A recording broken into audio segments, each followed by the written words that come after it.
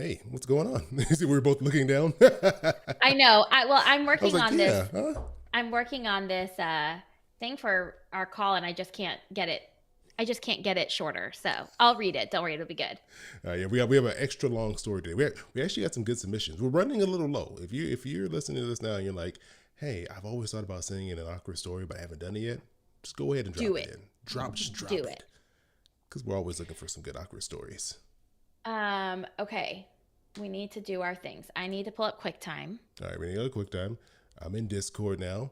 Happy Tuesday. We're recording this on an off day. Allison was under the weather. Sorry about that. You had what was it? Ebola? I think I think I just had a cold. You had a cold. You were I out think of it. that's it. We talked. We were good right before we were. It was like I think a couple hours before normal recording time on Thursday, and we were talking. And you're like, "Yeah, I don't think I should be on this recording. I need to go to sleep." And I could tell I your it energy was was so like low. I know, and it was really like I was fine most of the day, and then a certain time hit, and I was like wiped. You're gone. So if we had recorded like early in the morning, that would have been great for me. No, nobody wants that. Then Okay, I can't function in the morning like that. I know you can't. I Okay. know you can't. Okay, I am in Discord. I am recording on QuickTime. All right. I'm going to do the clap. You ready? Okay, Get let's us do synced it. up here. All right. 3, 2, 1, clap. Bam. Got it. All right. I am my headache's starting to go down. Like I was right Good. before this, I was like laying on the couch on TikTok, watching, and I was like, oh, Allison's doing the live stream. So I was sitting there trying to rest before the recording. But I think it's starting to go away. It's starting to go Good. away. I'm I'm glad that feeling a little bit medicine's normal. hitting. Well, I have a good story for you. You're going to like it. I know. I hope it's good. I hope it's good. You never disappoint. Like whenever I think you don't have something new to tell me that's going to make me just be like, huh? You somehow I pull one might have out.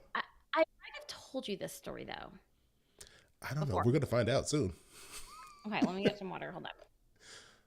Come on. I thought you threw that And in the now some trash. wine.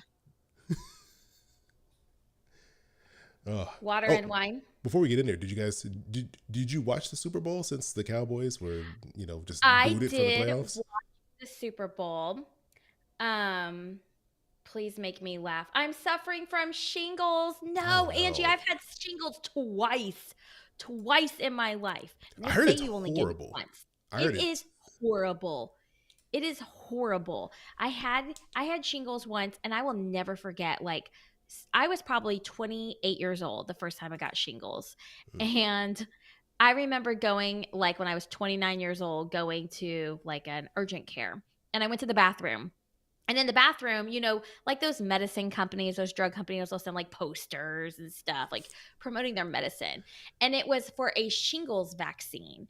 And it was like all these really old people, like on a sailboat. It's like shingles doesn't have to limit your life. And I'm like, not everyone who gets shingles is old, okay? Like this poster it's not right.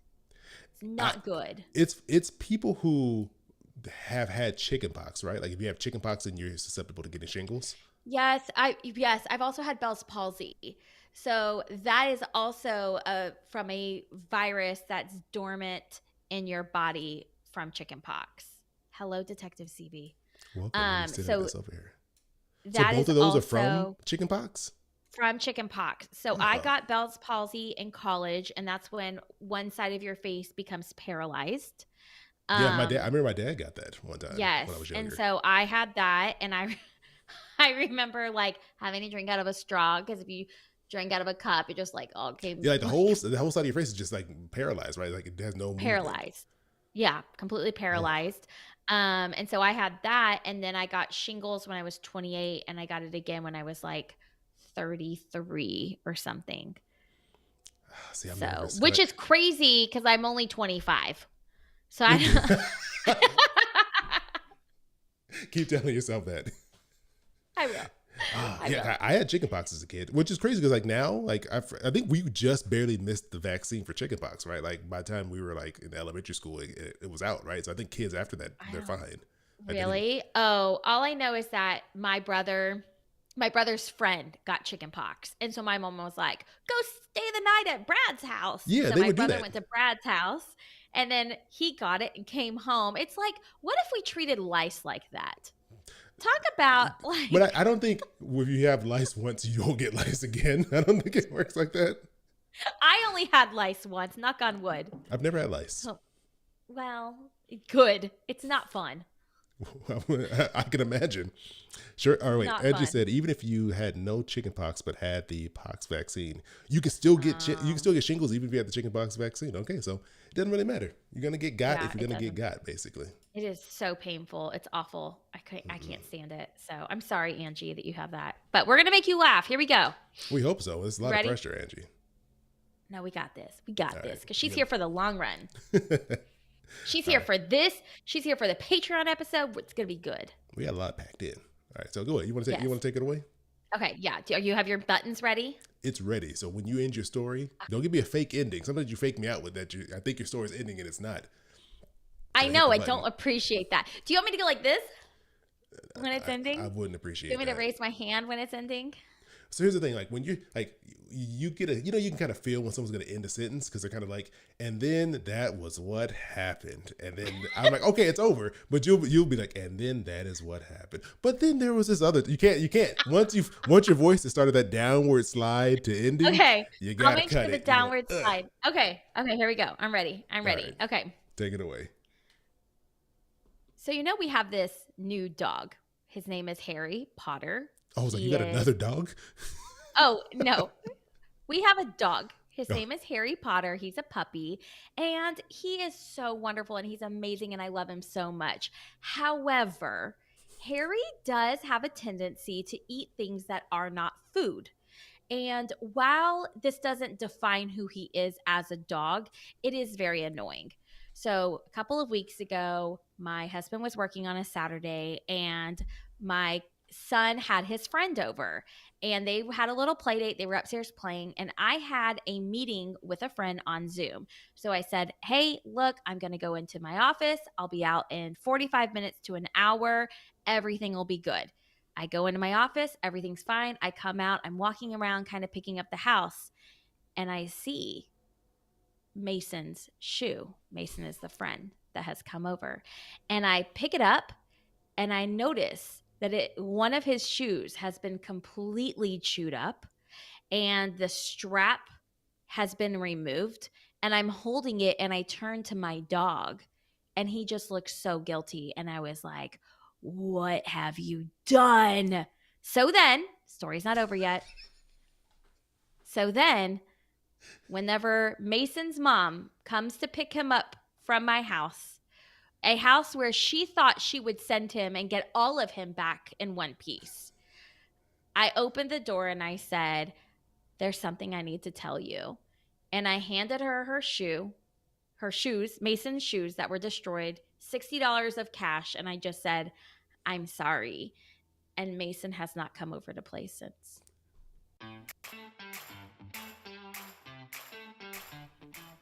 Hey, this is Chris. And this is Allison. And you're listening to This Is Awkward? I think I did that backwards. But yes, you are listening to This Is Awkward.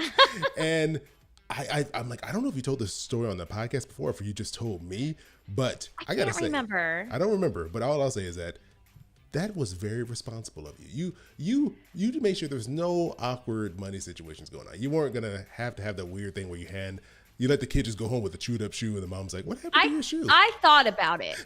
I'm not going to lie to you. I am not a perfect person. I am not. And the last thing I wanted to do was buy Mason shoes that day. I'm sure. I didn't want to do that. And I remember going into my bedroom because they were like upstairs or they were nearby being like, oh crap. And I took the shoes, I snuck into my bedroom and I was like, can I fix this? But it was like, wait, what do you mean? Can you fix this? Like you're a shoe cobbler? You're going to go in there and break out your shoe working tools and rebuild a shoe? I was just like, is there any way I can pretend like this didn't happen? Like, can this damage be reversed? But it was like literally in pieces and just bite marks all along the sole. And I was like, nah, I can't. Like, there's no coming back from this. And so the mom tried not to accept the money, but I was like, no, like you have to. I can't. Like they were like Nike shoes. Those things are freaking expensive for like kids. They're like $50 to $70. And we just spent $70 on my older son's new pair of shoes because he The wore through the other non-Jordans, one. right? Because they weren't going to be They were Jordans. not Jordans, which I'm glad because he goes through shoes really fast. And so even though he wanted Jordans, we said no. And I handed her the money and she's like trying to refuse to take it. And I have Harry by me and he's like barking at this woman. And I said, stop. I said, do you hear that? And she said, what? Hear that And I monster? said, he's saying, I am guilty. I am guilty. And that's when she decided to take. You made things so money. awkward. She said, "Okay, that maybe I think that's why she hasn't come back." Maybe. I don't know. I don't know. Is that awkward? Did I make that awkward? A little bit. I gave my dog a voice and words. Yeah. I mean, I know you, so I'm used to how you are. That so humor. She doesn't know me. yeah, she's like, this lady's crazy. She doesn't know me very well. Unattended again. Shoes are getting chewed up. She's talking as if she's her dog. Not coming back. Oh my gosh, I think she might be avoiding us. Yeah, I think you're the weirdo now. You're the neighborhood weirdo. You're on next door. They're like, don't go to 225 Baggerly Way because there's this weirdo Allison over there and she's pretending her dog can speak to me. I'm not going back over there. Okay, I'm gonna think about this and about how my personality impacts others, and I'm gonna think about it. I'm gonna realize I don't really care. I am the neighborhood weirdo. That's right. My cat goes and poops in your kid's sandbox because he thinks it's a litter box. My dog eats up your shoes. Whatever. Oh, man. You know what? When you were talking about her refusing the money, it made me think about my brother. He has a policy where he will offer to pay, I think he said twice. And if they refuse the second time, he's like, okay. Because you go through that dance, right? Like I say we go out to eat. And he's like, oh, here, I got it. I'm like, no, it's okay. He'll go, no, here, let me take care of it. I'm like, no, it's okay. And he's like, all right. And he just immediately drops it. He's like, I tried twice. I did my 2 attempts. You didn't accept it by the second one. I feel That's a good rule. He feels no guilt or remorse after the second time. He's like, I'm free. The person said no twice. He's very good at that. I feel like I have a lot I can learn from my younger brother, his ability to just be like, hey, it is what it is. You said no. Okay. But anyways, he keeps from being awkward, unlike you do with your neighbors. But what we do here on This Is Awkward is we discuss your awkward money situations and hopefully help you get through it without losing your friends and family or isolating and alienating your neighbors like Allison. And if you want to share your awkward money stories, just like I happen to do today, we want to hear from you. You can call in by dialing 707 200 8259. Leave us a voicemail there directly. We promise we will not answer your phone. Nope. Your phone. We won't answer your phone. We won't answer that phone. You can just leave us a voicemail, or you can go to awkwardpodcast.com where you can type out a message or text a message or leave us a voice memo there as well. You can do all of those things. And today... Wait, that reminds me. Remember the Office episode where Ryan came up with, what was it, Wolf? Oh, yeah. Is it notifications everywhere? Us. Yes. We're going to get fax. We're going to get a page. We're going to get an email. Twitter. Yes. Everything. Just wolf us at awkwardpodcast.com. You can wolf us there. Yeah, and once you do that, you'll be able to sit back and relax as we go over today's awkward story. This is about someone who wrote in, and they're dealing with kind of like this, almost like money trauma, like of feeling like you're broke for most of your life, and then kind of trying to undo that, and then the kind of the weirdness that pops up once you've been in that mindset for a while. So this would be an interesting one. I don't think we've ever done something like this here on the show. No, it's very introspective. I love it. It is, right? It makes you think. You get deep into it. Yes. And then, of course, if you want to get more awkwardness, if you want to hear more about Chris and I's lives, if you want to dive deeper into awkward stories, awkward situations, and just have really great, unfiltered conversations with us, then you are perfect for our This Is Awkward Patreon. You can go to patreon.com/This Is Awkward Podcast or click the link in the show notes and you can get started for just $3 a month. But for $5 a month, you get bonus episodes, you get access to our Discord channel, you get no ads, you get it all. Yeah, exactly. And I got to do a quick shout out to our brand new patron. They go by L. That's all they put in there as their first name was L, which I'm fine with that. We L don't need to know their name. L Woods. L Woods. Wait, L Woods. Is that legally blonde? Yes. Good job. I'm so proud of you. pulled it out. I knew that from somewhere. That was so millennial of you. But L is I think this keeps our streak alive of every recording. We've had a new patron. So That's be like exciting. L, come help us keep the streak alive for our 4th recording in a row coming up where we have a new patron. But we appreciate the support, you coming in and joining us. Yes, and we're gonna jump into today's call after a quick break. Boom! This is break time.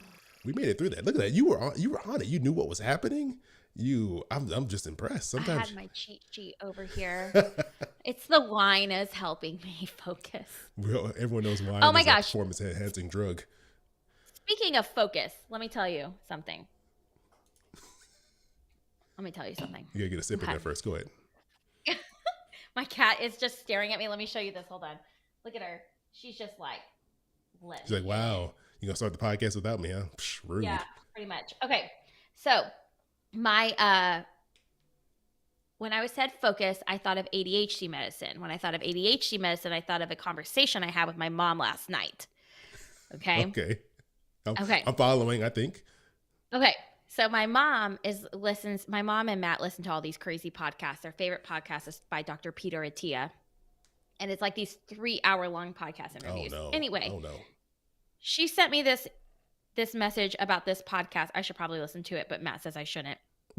And it's about this really bad drug called fentanyl. Oh yeah. And how like it's like being made into like Skittles, or how it's being laced with other drugs, and how kids don't know, and like it's really scary, like super super scary. Like the drug makers, is that what you would call them? Like the Breaking Bad guys, they're overdoing it in the amount of drug. Anyway, all of that to say, my mom sent me this podcast episode yesterday, and then last night, Matt, who happens to also share the same taste in, just facts and information as my mom, separately listened to it. Okay. So then I'm texting my mom last night like, oh, Matt's talking to me about the podcast episode you sent me. I don't want to listen to it. He says I'm going to be too scared. She's like, you need to listen to it. And then she says, at some point kids need to know how serious this drug can be. And then she tells me, because I'm a 35-year-old adult that needs guidance apparently, and never buy your ADD meds or antidepressants on the black market. They're now tainting them with this drug to make it addictive. First of all, where would you even know how to find the ADHD medication black market? That's my No, but I told her, oh gosh, I need to cancel my black market order. And then she had to get a new phone number like 6 months ago because her number was sold on the black market, she says. She says her phone number was sold on the black market. What do you mean sold on the black market? I don't know. I don't know how she comes up with these things. And I told her, I got a call in with the lady that stole your number on the black market for my Adderall. She and I are tight. And I'm like, Mom, like, at what point does parenting end? If you still feel like you have to tell your 35-year-old daughter who runs a successful business, to your knowledge, has had no interaction with the black market. Maybe she knows something we don't know. Maybe. At what point would I be desperate enough to buy my ADD medicine and antidepressants on the black market instead of going to a standard doctor? Maybe they got good deals, President's Day sale on ADHD medication or something. I don't know. All I know is I visit my parents, and when I'm leaving, they're like, well, make sure you text us when you get home. I'm like, okay, we'll do. Do you do it? Are you a good son? Do. Sometimes I do. Good. Oh, and maybe it's a BOGO. Hey, sometimes on Black Friday, I think the black market has some great deals. You can get everything you need half get off. One. Hey. Yeah. So anyway, okay. That's all. That's what I wanted to share. You want to bring us back? Yeah, I'll bring us back. Are you reading the story? I'm going to read the story. I'm getting my font bigger. All right, get prepared so you can read. This is a long one. Everyone buckle in. I forgot to cut this one down before we started. I still think we should have like an AI voice read some of the ones we get when they're written in instead of callers, because in that way we can have like a weird. We can just change it up every time, a different voice. New project. Got it. You're like whatever. I'm not doing it, so you can do whatever you want, Chris. Nope. All right. Okay. All right, we're back after Allison told the riveting tale of the black market during our break. Why don't you take it away and get us into our awkward story for the day? Okay. This story comes from Anastasia. We don't know if that is her real name or if she starred in a Disney movie from the 90s, but we're going to go with it. She says, growing up, my parents were both laid off multiple times in the decade surrounding 2008 for significant periods of time, and I was present for lots of financial stress and difficult family conversations. Hearing these conversations in my early teens, I developed this feeling that I was a financial burden and even offered a few dollars in spending money for a special occasion. Sorry. And even if offered a few dollars in spending money for a special occasion, I should never use it. That feeling, oh, everything went away. Oh, sorry. Steve, cut that out. Why are you Okay. clicking and reading at the same time? I was trying to scroll. My font is so big. I was trying to scroll down and I realized I need to take it off of 150%. Yeah, maybe dial it back just a little bit. Just a little bit. Okay. Okay. And okay. That feeling didn't translate to others' money though. So once my friend and I went out for smoothies, I asked if she'd be willing to pay for me, even though my dad had sent me with some spending money. With emotional maturity well beyond her years, she kindly explained to me that my parents had given me the money to spend, and I shouldn't feel bad about getting a treat once in a while. It didn't stick. I began to get a little too comfortable dropping hints to relatives and friends that I needed money while being unwilling to spend my parents' or my own money, even as our lives became more financially stable. I carried that mentality with me until probably my junior year of college. In my sophomore year, I moved into off campus housing, but without fully understanding all of the expenses I'd be responsible for. I barely ever contributed or purchased shared items such as toilet paper or soap under this same idea that I couldn't afford it, but somehow others could. In reality, my roommates' financial situations were quite similar to mine, and even if they hadn't been, contributing to shared purchases is responsibility one assumes when moving into with roommates. I honestly don't know what moment this changed for me, but within about a year, something clicked. I started working two jobs instead of one while going to school, and the roles flipped. And I started buying the majority of the shared items. For a while, I was happily taking more than my share of the weight, repaying the times I hadn't helped out. After a while, though, it grew old. I felt awkward pestering them for help or asking them to contribute more when I'd been so bad about it before. How do you recommend? Are you, did you Okay, lose I lost internet? my place. How do you recommend navigating situations where you yourself were the one making things awkward and not being conscientious of others? How do I request for more even splitting of household expenses when I've been bad about that myself? And how best do I kindly have conversations with other people who may have similar emotional scarcity attachments to money? Oh, that was a good one. And she has some really good questions at the end there too. I think to wrap that all up, I feel like she has a grasp of what's going on to be able to ask that many detailed, very relevant questions leading up to all of this. So I just want to say, I very think well worded questions at the end there. I think for someone who's still in college, like a junior in college, she's very far ahead of where you and I were in college in Yeah. terms of financial maturity. Is she still in college? It says she was, I think at the beginning it said she was like a kid of the 90s. So maybe she's out of college a little bit She since was this an point. she was an early teen in the decade surrounding 2008. So she's just a little bit younger than us. Maybe like, because 2008, I was like, what, 21, I think? We were I don't 21? know. Yeah, we were 21. So what if she was 13? So yeah, so she's not that, she's probably not in college right now Okay. anymore, I think. But I think the first thing that came up when you were reading that and when I read through it all before was, oh, let me even these out again, that the trauma of like our past money experiences, even if you don't want to use the word as strong as trauma, you just say like just the stuff that the experiences we had around money Yeah. when we were younger, like how ingrained that is and how that just sticks with Mhm. you for, I mean, forever if you don't ever address it. Because Mhm. if you think about it, we're really just a collection of like experiences, right? Like that our who we are is just made up of all the stuff that we've experienced over our We're lives. We're just a collection of our parents' failures and mistakes. All the horrible That's stuff all we our really friends are. and family members tell us, that's what we end up being. All of your issues you have, that's just your parents' failures. Anything that's good, that was just luck. Yeah. Okay, calm down. I'm not saying all that. I'm not saying all that. But like, what happened, what we experience has a huge impact on how we just think about even like the most basic things. Oh, yeah. And how she just was able to hold on to this like through most of her like young adult life and late teens. I don't know what she did to like make it click and see that, Yeah. but that's a lot of work, or maybe someone called her out. I don't know. But here she is now being frustrated with someone else essentially repeating the same Yeah. behavior she had. So what do you think?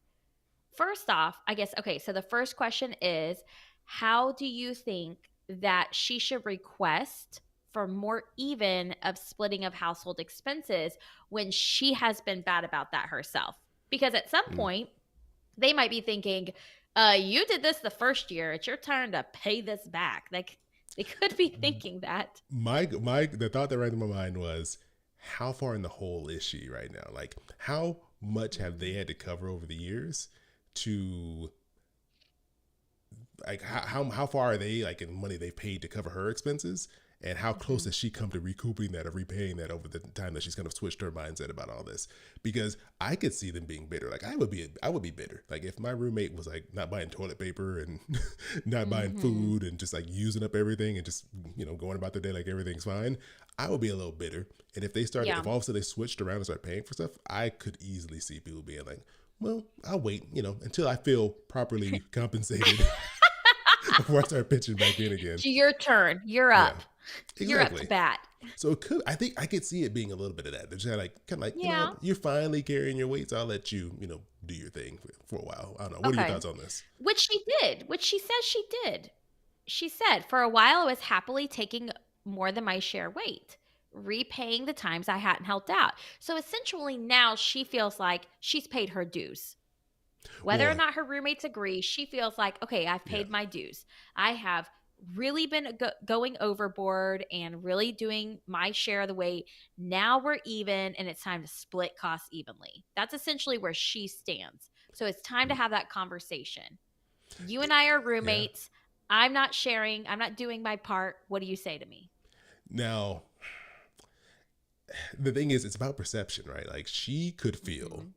that she's Yep. done her part, but they could have a completely opposite feeling. Like she's like, oh, I was at, I owe them $500. I'm at 550 now. It's their turn, and they're like, no, you're actually like $2,000 in the hole now at this point, and Yeah. you're a quarter of the way done. So you could be hitting at different points, but it sounds like Absolutely. if she's at this point now where she's kind of really aware of what's going on now, I think the first thing is just sit down and have a conversation. I think you just need to and be honest with where you were and where you are now. So I would start off with like, hey, I just want to talk to you because I know I've been really bad about paying my share. Like I've kind of been, dealing with some my own issues with money, and it's finally clicked, and I understand where it's at, where I'm at, and how I've been acting. So I've been trying to carry my weight and make up for, the things I haven't been paying for. Hmm. I feel like I've done a good job of kind of getting back to that point. How do you feel about this? Do you feel like I've done a good job of carrying my weight now and making up for what I've done, or do you feel like do you still feel angry or upset about what I've done and don't feel like I've done enough to make up for that? I think you just gotta be honest and lay it out there and let them Hmm. speak their piece about this, because I think oftentimes we all have drastically different kind of thoughts and feelings on what we think is happening in a situation, even though Hmm. we all feel, everyone thinks, yeah, I know Yes. what's going on. I know exactly how this is happening. You could be Yes. way off base and could feel completely different about this. I love that. I love exactly what you said. Like, I wouldn't change anything because I love that it was open, it was honest, and it was vulnerable. And one of the things that she asks is, how is it best to have these kinds of conversations? And I think that you have to go into it realizing that it's going to be uncomfortable. And just because it's Mm, uncomfortable doesn't mean yeah. it's bad. Having uncomfortable conversations is hard, but they are necessary. They're necessary so that way you no longer resent your Mm, roommates no longer resent you, and you have open communication about everything that's going on within the home. So, whether or not they are hard doesn't mean that that's bad. It just means that it's uncomfortable, and that's okay. It doesn't yeah. have to be that way forever, but it's going to be that way at the beginning. Oh yeah, I mean, here transparency. Since we always talk about other people's stories on here, I'll share a little bit of my story. For me, Oh, one of you I didn't know pay for the toilet paper? I've been getting free toilet paper from my neighbors for years. No, I, for me, I'm someone, we've talked about this before. We have a really difficult time being direct, right? Like, and being like forthcoming I on have something. gotten better. We've gotten better. And I feel like I've been working on that as well. But You have as well. it can be really scary to approach these conversations because if this person's like me, you think about every worst case scenario that could pop up Mm-hmm. from having these conversations. They're gonna get angry. What if they hate me now? What if they kick me out? What you think of, you make up like Oh my every gosh. in your That is mind, every scenario exhausting. gets worse and worse and worse, and it gets to a point where you're like, I don't want. No, look at this. Look at all the things that could happen. I will never bring this up, even though you've built all this up in your mind and you've have no real justification for thinking that something horrible will happen or any of those things will happen. It's just your mind can spiral just because that's I just am how it s- is. I am so glad you're in therapy. This is Your mind I can am spiral. You can get I into am these so these weird sorry. traps with your thoughts. Okay. I don't usually get into like weird traps of like 19 different things. Mine will be like two. Oh no, my mind will keep going and building and building and building, which is not a good thing because it makes No. it makes these what could be sometimes small or sometimes even serious situations even worse and scare you from making these steps. And I Yeah, think paralyzes you, yeah, it right? paralyzes you. You're like it's too much. I don't want to handle this. I'm just gonna ignore it. But the best thing you can do, even when it's scary, is to just try to approach it. And you just learn from each experience because not everything's gonna go well. Every time you confront someone, Yeah. it doesn't mean it's gonna go well. Okay. So you said you had an example. Is this that time whenever you weren't paying for toilet paper with I a know that was my roommate? example. Just your thoughts kind of like Oh. building up on you, like where you're afraid of something and you don't want to address it, and you can Hmm. get yourself stuck in these kind of like paralyzed Yeah. situations. So I don't know. What about you? I've talked way too much already. I feel like I've talked like 3 times the amount I normally No, talk on the show. this has been really good. I mean, I'm trying to think of like different kind of roommate situations. And I can't think of anything that's like totally relate, but I know that it's easier, like you said, to kind of avoid it. Like I remember being in college and I had two roommates. We were living in this little duplex, and I was the only person that had a bathroom that was like out in the open space. So their two bedrooms had an in suite bathroom, and What was my this, a dorm or bedroom, apartment? it was a duplex. It was like a house. Okay. And my bathroom was like next to the living room. But no one was supposed to use my bathroom except for me because it's my bathroom. And I remember like them throwing parties, and we got into these big fights because they all their friends would use my bathroom, but they were like messing it up. And so I remember I like took my toilet paper out of the bathroom. I was like, you don't get to use this. And I like took my towels because one time one of their friends like took a shower in my bathroom Just and used my nice at the middle of a towels. party? Like they were drunk or something. Yes, I was furious. Or I would like lock my bathroom door to be so Wait, that from how, the inside, from how the would you get back outside. in? I would pick the lock later. Like this is what happens. This is what you have to go to when you're not willing to have those uncomfortable conversations. You hoard toilet paper, you steal your towels and you hide them in your bedroom, and you lock yourself and everyone else out of a bathroom. It's not a pretty picture. I don't No. recommend it. I wasn't willing to have the conversation, or if I did, it clearly didn't go well. No. So did you ever, so you never confronted them about it? Did you ever like I don't bring it up? remember. We got into like a really big divide to the point where like it was actually really unhealthy. We got into this really big divide where like I wasn't talking to them, they weren't talking to me. I don't remember why. I think it's because they partied all the time, Yeah. constant. I'm talking like on weeknights, and I was like, I just can't keep You're up. like, I'm Like, can trying to y'all be watch quiet? Jeopardy and you guys are making all this noise. I just got back from Luby's. Oh, you don't know what Luby's is? No, you It's told for me it's old like people. it's like a Texas buffet place. Yeah, but it's for old people. It's not buffet. You have to buy it. You get the Luann platter. Oh, That's excuse me. Wait, is this like Denny's? Do you have Denny's in Texas? yeah, we have Denny's. It's nothing like Denny's. It's better than Denny's. Oh, excuse me. I know you're a Anyway, Denny's snob over there. anyway, all of that to say that I tried having the uncomfortable conversations. It did not go over well. None of us were very mature, and I ended up literally just avoiding my house. So I just wouldn't go home. So I remember in the summertime, I was taking summer classes and stuff, and I would just like go to the rec center on Mm. campus and I would like run 3 miles. And then I would be like, I don't know what to do. I don't want to go home. So I would go to like the vending machine, eat a Kit Kat bar, and then like run 3 more miles. It was incredibly unhealthy. The I fact that was you'd rather run than be in that apartment says a lot. Yeah. So, but that's the cautionary tale, right? You don't want it to get to that point. So to Anastasia who wrote in, number 1, I'm so thankful that you're even thinking through how to have these conversations before just emotionally confronting your friends. That's number 1. Like you're thinking through it. And this goes Mm. really for any relationships or any communication, right? Make sure you're in the right headspace and think through all of it so that way you can approach the conversation with empathy and kindness and really with the goal to find a solution. And then do like what Chris said, I think, is just approach it and own your part. Say, look, I Yeah. know that in the past I was not good at doing this, and I have recognized that, and I apologize for it, and because of that I have really tried to step up and cover my portion of the household expenses. However, I feel like we are at a point now where I'm ready for us to split everything 50-50. How can we make that happen?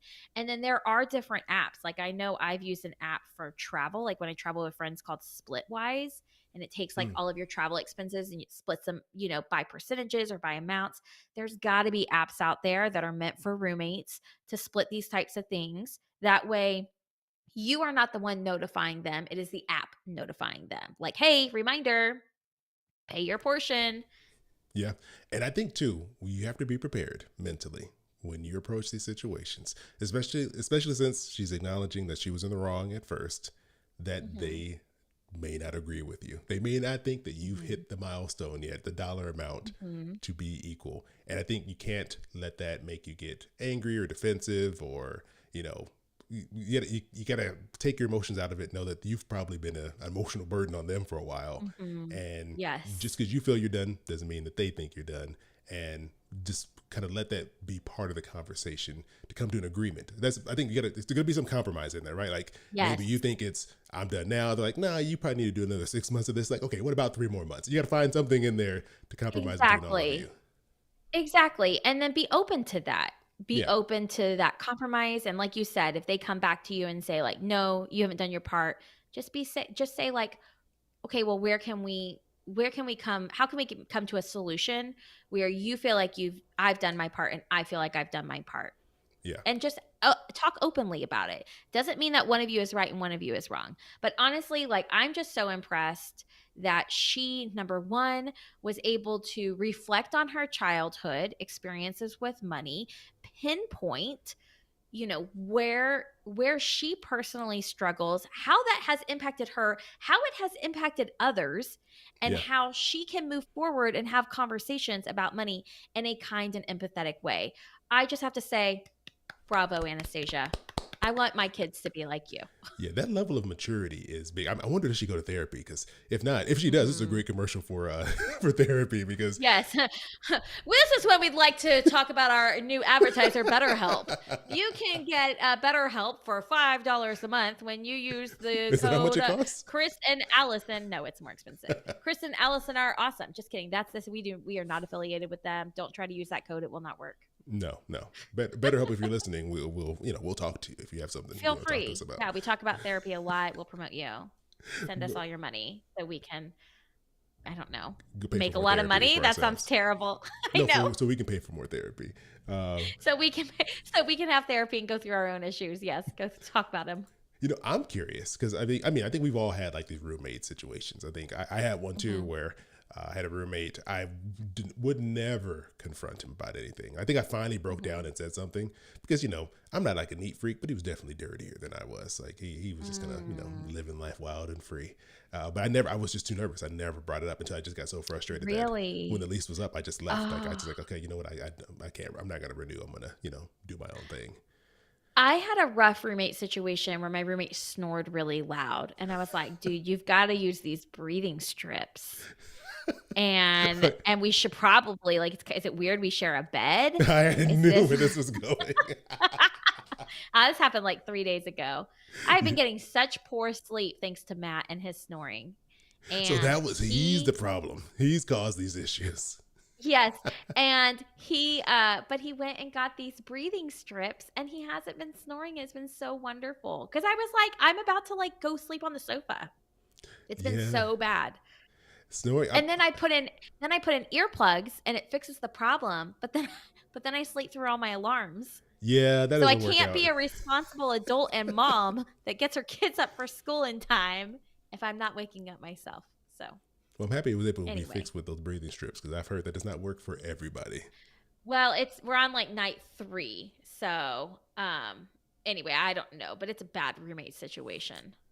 Yeah, well, I'll say it, my parents, both of them snore, and I remember growing up and being like in my room, just hearing. I'm like, who are these people sawing logs in 3 in the morning? Oh my gosh, I have to share with you what Angie just said in Discord. She's a Patreon member, by the way. And when you're a Patreon member, you get access to Discord and you get to chat with us directly when we're recording. And she just said, we camp out in the living room sometimes with my kids, which, by the way, that's so cute and I love it. The other day, my son, who is 6, says, is it okay if we ask daddy to go back to the bedroom and not camp with us? I remember growing up and traveling, like we would go see my grandparents and we would go see one of my grandmas. We would all sleep in the same room. It was like it had like 4 twin beds or something, like 2 twin beds with 2 trundles. And I remember going to bed and being like, you gotta fall asleep before he comes. Once he comes and he falls asleep, you're not gonna be able to fall asleep. And I would just be like laying there, be like, go to sleep, go to sleep. It was so stressful. I had all this pressure That's on a myself great to way to fall go to asleep sleep. before my dad fell asleep, because when my dad fell asleep, I knew I wouldn't be able to fall asleep. And so I would be like, I'm going to bed early tonight because he's going to come. I don't know when he's going to come in. And if I'm not asleep, it was a very stressful environment. Man. Hey, snore. I know I snore, but I don't hear it when I'm asleep, so I guess it's okay. There you go. But That's one way to look at it. Right, great for me. But I have one question for you. In her question, she mentioned that where was it at here? Oh, how's the best way to kindly have conversations with other folks who may have had similar emotional scarcity attachments to money? And I want to ask you, have you ever dealt with like some type of money issue, or like I said, some type of mindset around the way you handle your money or your family handles money that you carried into adulthood? Let me just, it's like I need to make myself small. Go ahead. You can take over the screen. Oh, have I ever? I mean, of course I have. Absolutely. I don't know if I want to get into it. You don't have really to. You don't have to get into it. I really try. So here's one thing, because I mean, don't we all have money? Let's not call it trauma. Let's call it money mindset. We all carry money mindset from our childhood. Like 100% Yeah, there's something in we there do. for all of us. Absolutely. And years ago, 10 plus years ago, I was like, my parents were fools messing me up like this.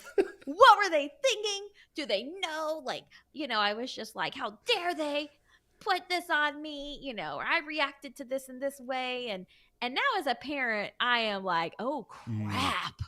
Like, this is not, it's never intentional. So I have a lot of like grace and empathy and for my parents, because I know that they were doing the best that they could at the time. And did they parent me and teach me about money in the way that I want to teach my kids about money? Absolutely not. But I only know that because I went through the experience I went through. Yeah, exactly. So yeah, I mean, money was rough growing up, but in all of that, I also realized that my money story is their money story. In fact, my money story is more of their story than it is my story. And their issues that we grew up with really truly belong to them. And so out of respect to them, that is one thing that's very off limits for me what I'm willing to share about, just because we all screw up. We're all doing the best we can. And one day when my kids have their very own podcast or write their own book, tell you about my mom, I'm hopeful that they'll be like, Man, mom really screwed us up sometimes, but we're not going to air it all out there. Yeah. But but all of that to say that yes, there have been ways that my parents have, like I've carried that in. But it's also my responsibility to change that mindset. Like it's my responsibility as an adult, as a person, to work through those feelings. It's not their responsibility now to fix it. They can't go Yeah, back in that's time. true. They can say they're sorry. They can talk to me about it now if they want, but ultimately it's my responsibility. And so I accept that responsibility and I take it and I deal with it. Um, and I think that she had said, how do you have those conversations with others that Mm. might be dealing with the same scarcity mindset? I think being open, honest, and vulnerable is a wonderful place to start. And I know, like Chris, my whole money history. You know everything about, everything about my childhood and money, but that, and we have been open and honest about that. And I think that that's a wonderful way to talk to someone else about someone who might struggle with the same thing. What do you Mm. think? I would say, I was going to say something else, but then as you started talking, you kind of triggered something in my mind that when I was younger, like when I was in my 20s, I know I handled these situations a lot differently than I would now. Mhm. And one of the things is knowing that not everyone is at the same place. And just Mhm. because like, for this person, Anastasia, she's reached this new level, right? She's this new level of enlightenment. She's got this like clicked, oh, Yes. I understand myself now. I understand why I was doing those things. But Mhm. that was because whatever journey she went on, it took her to that place and now she knows. Whereas Yes. a lot of other people might not be at that place yet. Even though you're similar Mhm. ages, maybe similar backgrounds, everyone kind of arrives Mhm. at better understanding of themselves at different points. But when I was Yes. in my 20s, I wouldn't have understood that. I would have been like, Mhm. well, look, I would have been sitting there trying to like beat someone over the head, like, no, this is how it's supposed to work. This is what you do. This is how we handle things. No, no, like I would have argued with them because it's like, no, look, just listen to me. You're wrong. Yeah, just listen to me. I'm explaining it to you. I understand this. Just take this wisdom I'm trying to gift you and better your life. But now, as someone in their mid 30s, I'm like, yeah, no, you can't really approach it that way. And so when Yeah. you come to conversations, it may be, hey, I got to pause this conversation and come back to this later down the road because Mhm. they're Yeah. never going to be able to meet me where I'm trying to get to. So they're just not ready for this conversation in this way. Yes. And you may have to just put it on Yes. pause, or you may need to just be more patient and be willing to, have a compromise in there and say, okay, look, I want to Mhm. be over here, but you're way over here. We're not getting to where we need to be. So Mhm. let's compromise and come to something that works for both of us. Even if neither one of us Yeah. end up happy, at least it's a little bit better than where we were at before. So I think as I gotten older, it's become a little bit easier to see that. Whereas when I was younger, I never could get it. I was just so like, no, no, no, just understand, and you'll see what I'm saying.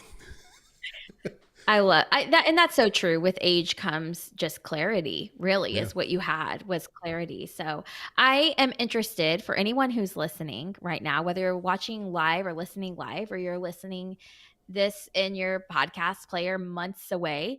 I want to know if there has ever been a time where oh man, I forgot my question. I had it. You were so confident. I was like, wow, I can't wait to hear this question. You're really I setting this had up. it. Hold on. I was like, "Hold on to it, Allison." You were talking. I was like, not really listening to what you were saying because I had to focus The on the usual question.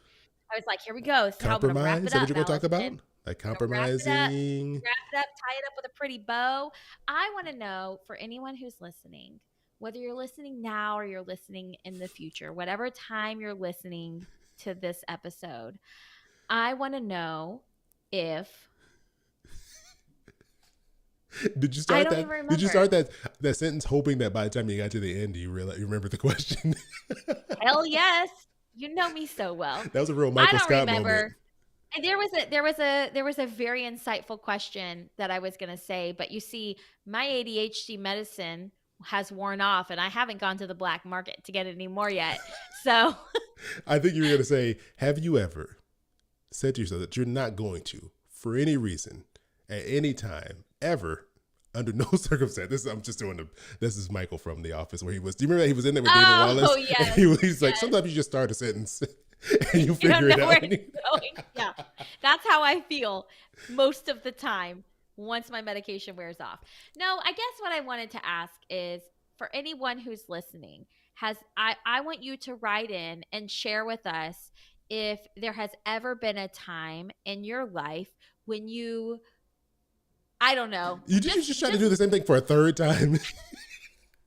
How about listen, this? this is a no judgment zone, okay? This is a no judgment zone. Here, I got a My question for medicine everybody. wore off Yeah, I 5 got a hours question here. ago. Okay. I'm not gonna start it off like you. If you've ever been in a situation where you've had to compromise, right, and work with someone who's not at the same place you are, like you're two different places, and you know there's some that what you think should be the right thing to do is, but they're not kind of meeting you there. How have you navigated that? How have you dealt with that when you're coming from two different places and you have to come to this agreement with someone else who's not quite there with you? How about that? Is that okay? I just made that up. So Yeah, what Chris said. Yeah. Send it to us in a DM There at we This go. Is Awkward Podcast on Instagram and TikTok. Boom. Boom. So thanks to Anastasia for taking the time to send in that question. Really appreciate it. She actually sent in 2. So there's another one we might be able to pull out on a future episode here, but we're running low on questions. So you can head over to awkwardpodcast.com. Go there. You can make up whatever name you want. There's a form on the website. We had She-Hulk last week. We have Anastasia, who that may or may not be her name. We don't know. But you can put whatever name you want. We don't care. And then leave us your awkward story. That way we can discuss it here on the podcast. I love that. Oh, sorry, or you your can wine. call us. She just kept going. I was drinking my wine. Or call us at 707-200-8259. Leave us a voicemail. We promise we won't answer. We won't bother you, but we do promise that we will use your, potentially, as long as you speak really clearly, we will use your call in a future episode. We want to hear from you. Yeah, exactly. So we're going to take a quick break, but when we come back, we're going to hop into what I'm loving. Boom. And welcome, Scroggy Mama, to the chat. Hey, Scroggy Mama. What'd you go see at the movies? Yeah, what did you see? Look at you, movies on a Tuesday night. I know. My friends were talking about going to see Ant-Man and the Wasp. Oh, Matt took the boys to see Ant-Man on Saturday. Look, Matt's going to come say hi. What's going on, Matt? I don't know. He can't hear me. He never shows his face. Everybody messes it up if I show my face. It doesn't then mess it everybody up. would know what it looked like. Matt doesn't like.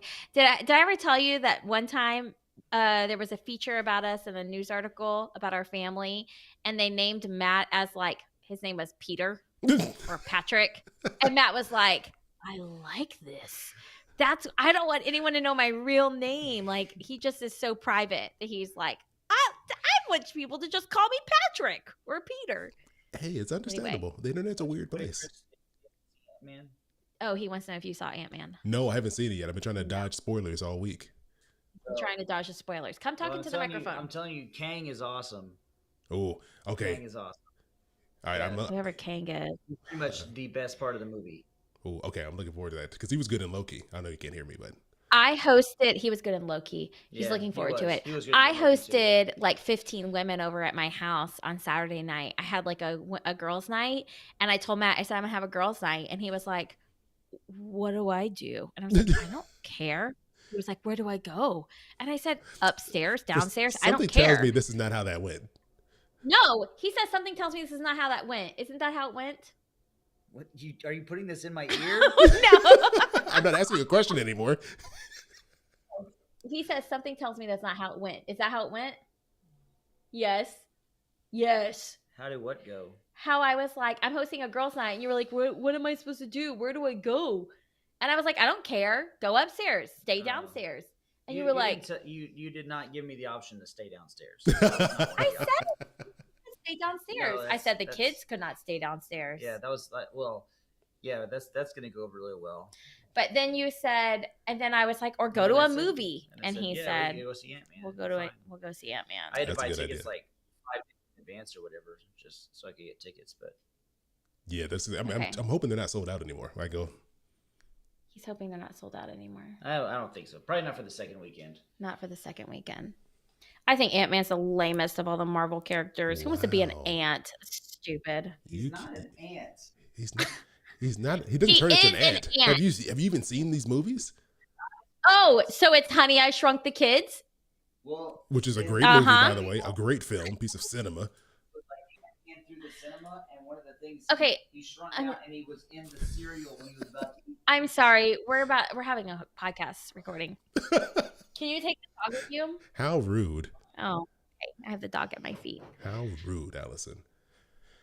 Oh, okay, Okay. wait. Let's see. What's the it's still Amazing. Okay. Go on a Tuesday. That's what you need to do. You need to go on a It random used to be day. $5 Tuesdays. I don't know if it's still $5 with inflation now.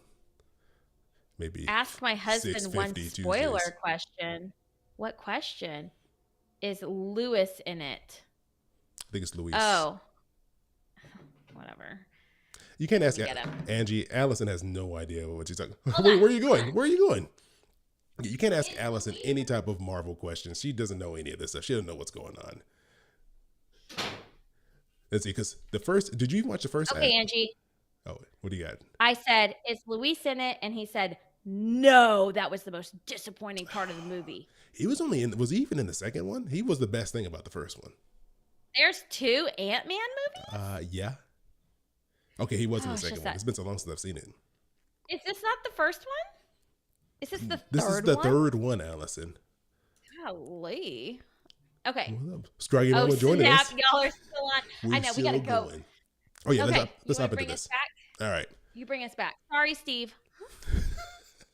All right, Allison, we're back from the break. We had a nice breakdown, spoiler-free breakdown of Ant-Man and the Lost Quantumania from your husband. So why don't you get us into what I'm loving this week? Yes. So what I'm loving is when Chris and I share something that we are loving. It could be a thing, a person, a food, a book. It could be an idea. It could be a mindset. It could be whatever it is. It's bringing us joy in the hopes that you might try out something that's bringing us joy, or just open your eyes, look around and see all the things that you're loving around you. So that way you can have gratitude and joy in your heart as well. It was like we didn't even take a break. You were just right on it again. Right? Kind of felt like I was making it up as I went, which I do.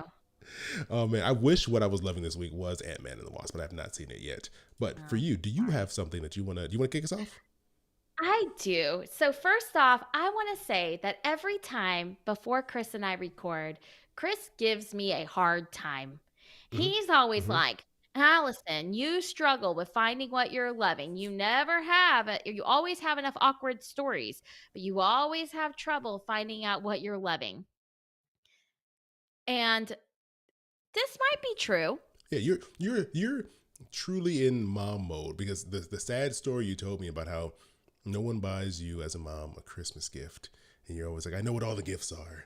No, you don't know. You're no surprises because you already know what your Christmas gifts are because you were. I like part knowing of it. what my Christmas gifts are. And I know I'll be happy with them. It was so sad, and now it feels like you don't even get to enjoy yourself because you're like, I have nothing I can tell. So you found something though, right? You got something. Speaking of enjoying, that is what I'm loving. Thanks for that little pivot. I am loving my Fridays because I have decided to take a change of pace on Fridays. So, Chris, I have been saying this for years. Years. Well, maybe year. For a year. For months. I have been months. I have been saying I want to take Fridays off of work, but I like what I do. I do. I enjoy it. I like it. I used to work on the weekends. I cut that out of my life mostly. And I would work Monday through Friday, 8. I mean, I don't even work a full 40 hours, to be honest with you. I was working like 8 to 3. Yeah, bum. And 8:30 to 3. And then maybe like some on the evenings, maybe like one evening a week. Well, anyway, I decided back in September, I was going to start taking Fridays off. And I didn't follow through. So then in January, I said, I'm really going to do it. I'm going to take Fridays off, at least Friday afternoons. And so my first time, I worked from like 8 to 10 on Friday morning. And I had an entire conversation with Chris and the Patreon members about what I should do because I'm such a You had no idea busy how to take a day off, how to relax. It was very disappointing. I don't. This was very disappointing. I don't. I feel like a bum. So I found something to do, and I have since taken off full Fridays since then. And I'm at the point, and I even talked about this with my therapist. I talked about my Fridays off with my therapist, and she was so proud of me, Chris, because I have been like stressed Monday through Thursday about getting everything done because I want to keep that Friday off. And she's like, I am so proud of you because you're honoring that time off that you said you would, because it's very hard for me to take time off. So I have been doing that. Like, I'll meet with friends. I went to lunch with one friend. I went on a walk with one friend one week. This week I'm meeting actually someone that I recorded a podcast with. I'm meeting her in person. She lives in my city, and we are going to grab a coffee together. And I've just really enjoyed, like, one day I went and bought my kid a gift for Valentine's Day. I'll take my dog on a really long walk, and I'll watch trashy TV, or I'll listen to an audiobook because I'm classy like that. I I just imagine you with a little cup of tea and your pinky out listening to an audiobook. doing my embroidery. And anyway, I just have to say that I have really enjoyed it, to the point where my kids were home on Monday, and I was like, for President's Day, and I was like, dang it, you're going to mess up my ability to take my Friday off if I have to take Monday off. So I didn't. I was like, y'all play. You're going to a friend's house. You're going to a birthday party. I still got some work done on Monday so I could honor my Fridays off. I'm proud of you. We all had a lengthy discussion about you in Discord about your inability to take time off. Yes. It was very disappointing, but I'm happy you finally took some time off and learned how to relax. I am too. I am. And it's really, like, honestly, I'm very lucky. I will just say that, like, I'm very lucky. Chris knows my whole history of really growing this business and the emotional and physical toll it took on me. And I feel like I'm finally in a place where, like, knock on wood, where I'm, like, seeing the fruits of my labor, and I can prioritize my time over working now. And it's a really, really nice thing to be able to do.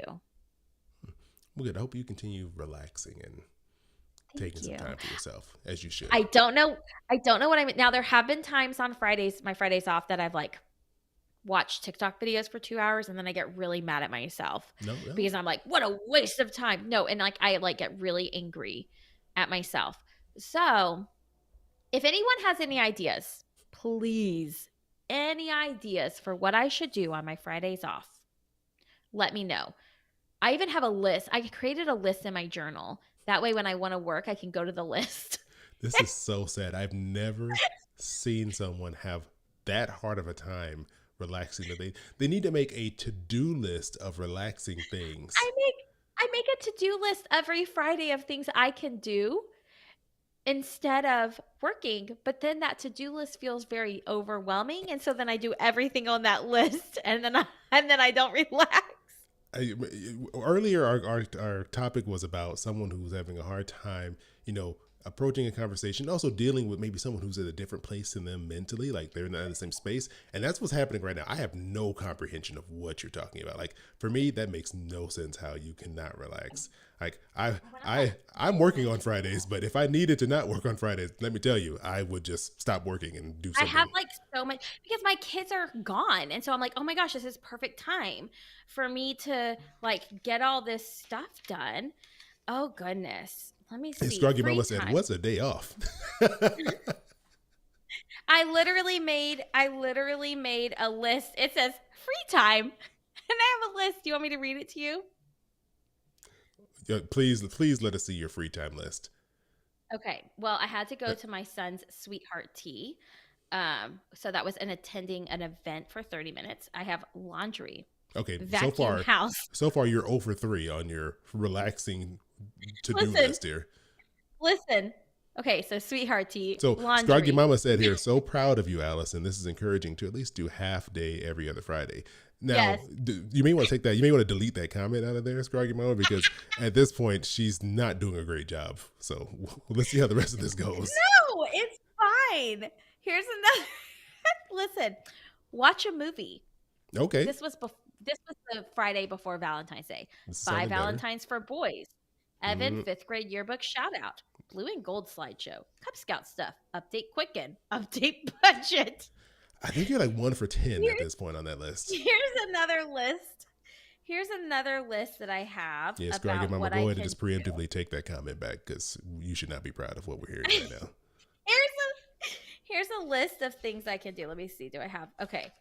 Oh man, I wonder if I have more. I had like a full list of just like things I can do on Fridays instead of working, I just mean, to you go to. Scruggy Mama said Okay, make a here's new. another one. Scruggy Mama said make a new list. Make a new list. I need help. I need help making a new list. Here's another one. What I can do today. Okay, I like how you have a prompt to open the list. Okay, gotta remember Write what a this list is journal. for. I said today is Friday and I am tired, unmotivated, and dragging. It's like I go on. What I can do today. Okay, Laundry. this is the same list. You just wrote a new list. You just made a new list and put the same things back on it. Embroidery. Okay, all right. Take Harry for a walk. Work Okay. out. Yeah, okay. Yeah, all right. Meal plan for the week. Grocery store list. No. Update Quicken. New budget page plus February Okay, calendar. you're cut off. You're cut off. You're cut off. So, Allison, your task for the next episode between now and then is you need to come up with a real list of actual relaxing things to do, and then present it back to the class again. We'll check back in. You get another chance. We're not gonna give you an F. We're gonna give you a makeup opportunity to retake this test. Okay? Yes, sir. Because this was sad. This was sad.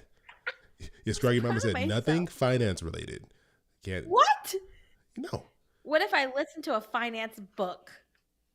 All right, we're going to switch over to what I'm loving now, so we can actually have what are a you real loving? thing to talk about here. All right, I don't know if you know. Can you tell what it is from what I have on the list right now on our outline? It says, hold on, I have to pull it up. It says Paramore. Isn't that a Christian rock band? They're not a Christian rock band, as far as I understand. I don't think they are. But so all this started with the fact that a band? It's Did a I band. get it right? It's a rock band. I guess like a pop rock band. I guess is what you would call them. So this all started because I was going around. I don't know how I came across this podcast. Can I share my screen? Let's see.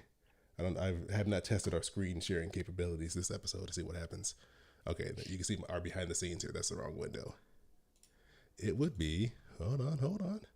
Google Chrome, that's what I need. Boom. So I came across this podcast on TikTok. It's called Black People Love Paramore. And I don't know how I passed this on TikTok, but basically, I'm probably going to summarize this podcast horribly, but it's a show that talks about some of the things that you wouldn't necessarily think Black people are into. Because, people like to lump people in boxes and like, Black people only like this stuff, blah, blah, blah. But obviously everyone's unique. We know one group of people likes all the same things. But of course. I listened to this episode. They talked about like Tony Hawk. Like Black people really love Tony Hawk. And I gotta say, I love those Tony Hawk video games growing up. But it's like these unconventional things that you may not think about. 90s kids love Tony Hawk. Everybody loved Tony Hawk back then. Everybody loved Tony Hawk. I love some Tony Hawk Pro Skater. Spent hours playing that game. But this reminded me, I was like, hold up. I think I do like Paramore. Scruggy Mama said post a link. All right. I'll share a link to this in the Discord. I was about to pull it up. But I forgot how much I love Paramore music. I was like, back in the day, like, my genre of music that I love was hip hop. That was my first music that I got into. I remember getting, like Mos Def and the Roots albums, like were some of my first albums when I was in like early high school. But the WWE or WWF at the time was my introduction to rock music because none of my friends were listening to rock music. And when I heard it, I was like, hold up, this is kind of good. Like I've never heard these bands, these songs. I kind of like this. And that kind of opened the door to kind of broaden my musical taste.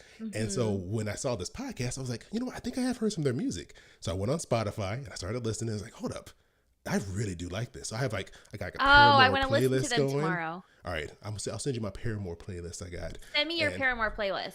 And they have a brand new album that just came out, and I was like, this is good. I will say that they said we are Christians, but we're not a Christian band. Okay, that's what I thought. Back in 2013. Yeah. I don't know why I thought they were Christians, a Christian band. And I think she's kind of like drifted away from, I think, Christianity in general as she got as the years went on. So I don't think she would categorize him as a Christian or like in that group. But really good. Like it's good music. It's nice upbeat.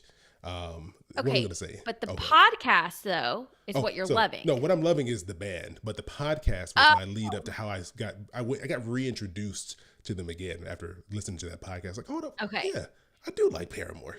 They're right.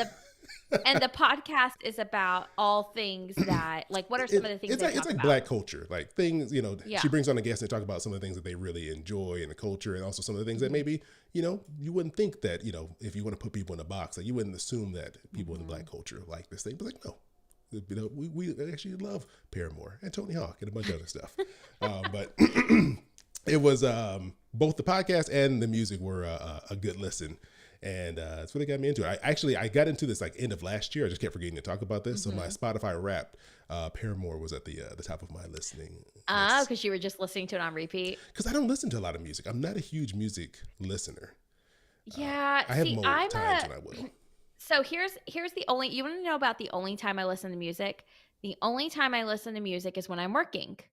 And when I'm working, it has to be a specific type of music. It has to be like more calming. Yeah, like no words and soundtracks and that type of stuff. I can't do that. That's actually really good. That's good. That's my book writing playlist. My book writing playlist is Piano Guys. Have you ever heard of the Piano Guys? That sounds familiar, but I have no idea who. I can't picture. Okay, I used to play Piano Guys all the time in my classroom. Are they like those cello guys, like the two cello guys? It's like acoustic music for songs for pop music. Piano Guys. It is acoustic. So I used to always play it in my classroom because it's popular music that is essentially just instrumental only. Is it these guys? It's really good. They'll do like rock songs. Yeah, so like you could pull up a song of theirs. So Piano Guys is my book writing music. Like if I'm really focusing on something, I listen to Piano Guys, or I'll listen to like other things like them. But if I am like doing any other work, I can't listen to anything like pop. I can't listen to anything like that because it's just too much for my brain. I can't have words. So it's not gonna work. I either listen to like Hillsong United on repeat, just kind of like some soft background Christian music. It is very calming. Or I listen to classic rock. It's one or the other. I've tried listening to Taylor Swift, or I've tried listening to popular music, and I can't focus on my work. I cannot do it. And that's the only time I listen to music. So no more mosh pits for you, no more Rage Against the Machine. Disturbed. No, I'll listen to Disturbed is so good. No more Slipknot. Only reason I know about Disturbed and Slipknot is thanks to Vince McMahon and then WWF. That's the only reason I know about them. Oh gosh. So anyway, but no, check out the Piano Guys. You're gonna like them. I've never heard of them, but okay. Yeah, they're good. I'm always in the move. I'm always on the look for good music with no words in it. Because I get too distracted. I start listening to the lyrics and I'm writing them out. Yeah. So and that's why like anything I listen to, sometimes I'll listen to 90s music when I work because I can't be trying to listen to the like I have to know it so good that I'm not going to be distracted by it. So the only music I listen to now is music that I know so well that it's not a distraction. Yeah, no. If there's words, all I can hear is words. It's over. Mm-hmm. All right. But yeah, there we go. That's what I'm loving. And that's how you do it, Allison. You don't talk about your to-do list on what I'm loving, okay? That's not what the segment's for. But what if it's what I'm loving? You and I are in two different areas of our life. That doesn't mean you're right, Mr. Narcissist. No, it does. It means Scroggy Mama backed me up. She said, "No, you're not doing this. Not in this segment.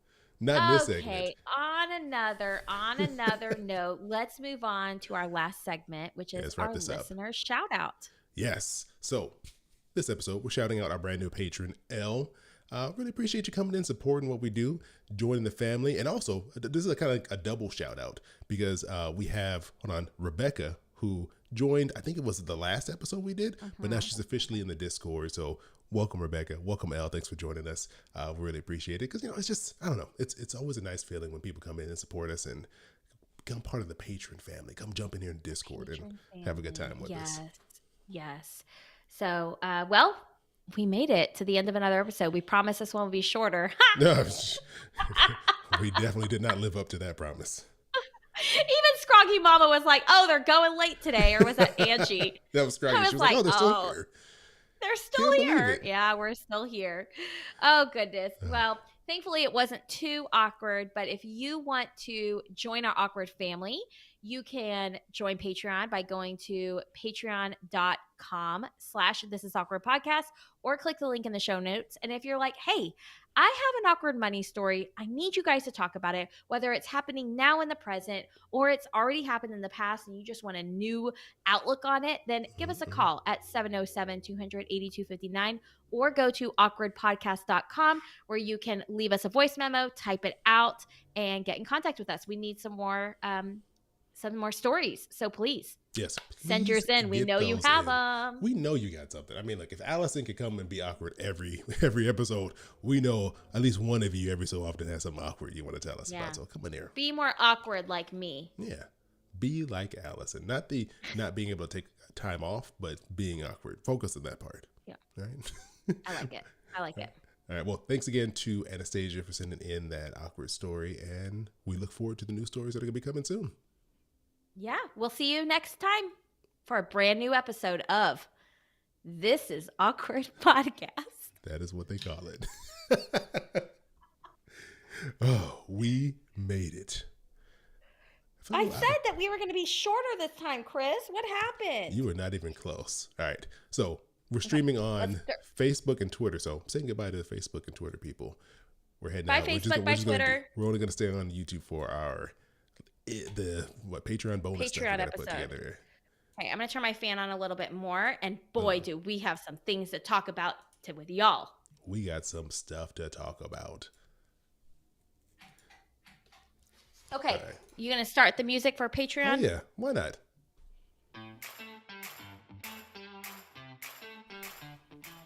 Boom. I just want to give a shout out to Angie, who I hope you're still here listening. I hope we're making your shingles a little bit less painful today for you, helping you get through this. Thank you for coming to us when you're in so much pain. You need to numb it and not turning to other substances. That was the most unexpected shout out I thought you'd have to start this episode. Oh, man. Allison, we can always count on you. Look at that. Look, if you can be this awkward at all times, you got to have some other stuff that you're loving. You got it. Okay. I'm actually going to talk about this. We're going to have this conversation on Patreon. We're going to have a conversation. I want your input. Patreon, dear, lovely, amazing Patreon members. Here's the deal. I actually talked about this with Chris before we hit record, before we jumped in the room. I was telling Chris that I feel like I'm at this fork in the road, this conundrum, okay? Because a lot of things that I'm loving are related to my children and activities that they're in and how I get to volunteer. Like, I went to my son's school and got to volunteer for this super cool event on Friday, and it was amazing and I loved it. But I'm at this point now where I'm like, okay, but I don't want to have these little influencer kids. I see these people that overshare on their children, and it messes their kids up. Yeah. So I'm also how do I make sure that there's still some privacy out of respect for my kids? But if so much of my life revolves around my kids, I mean, not all of it, obviously. I'm not one of those moms. How do I find a balance? And so I was telling him, I have a lot of things I want to talk about, but they're all about my kids. And I want there to be privacy in my life. And I don't want to reveal too much information where people can start targeting where I live and their elementary school, things like that. And so so I'm at this point where I'm very much trying to be really mindful of what if I ever post something of my kids, I will ask their permission. I posted some stuff on Friday, I think, or Saturday, of Evan and his event he did. And I said, can I post this? And can I post this? And he tells me yes or no. So I don't know. It's really hard, navigating this. And I never thought I would have to do this. Does that make sense? No, it makes sense. You have to be cautious. I think it's good to be respectful of your kids. And I've seen too many things on TikTok and Instagram now about people, showing how these people have these kid accounts essentially. And there's just a bunch of perverts on there, following it. So yeah. Exactly. There's that. And then there's also I see a lot of people, and I see people in the personal finance space do this. There's so many people that's so much of it is about their children. And their followers want to see things about their children, but I think, oh my gosh, like how is this impacting your kids Mm, in a yeah. way that um you don't know how it's going to impact them in the future. Like I've even seen like Reddit threads about kids that are like, I'm 18 years old and I'm the child of like a YouTube vlogger, and how Yeah. like Yeah. I've seen Reddit threads about people how they're like, our camera was always in our face, nothing was ever private, I never felt safe at home because it could always be content, like we were told to act a certain way for the videos and they treated us a certain way for the videos. And I see this and I'm like, oh, like I just want to be like have enough boundaries that I don't unknowingly fall anywhere near that park, right? Yeah. I think it's good to be self-aware. Like I've come into this with like my niece. Like I've been purposefully like not posting any pictures of, like, as much as I want to. Like obviously I'm taking pictures, but I'm Yeah. like, no, I don't want to. I don't want to open her up to, just weird people on the internet. Because there's obviously a lot of great people, but there's also random weirdos Yes. who just snooping Mhm. around the internet being weird. Exactly. And my thing is like every time I post something about my children or I talk about them, I'm revealing part of them Yeah.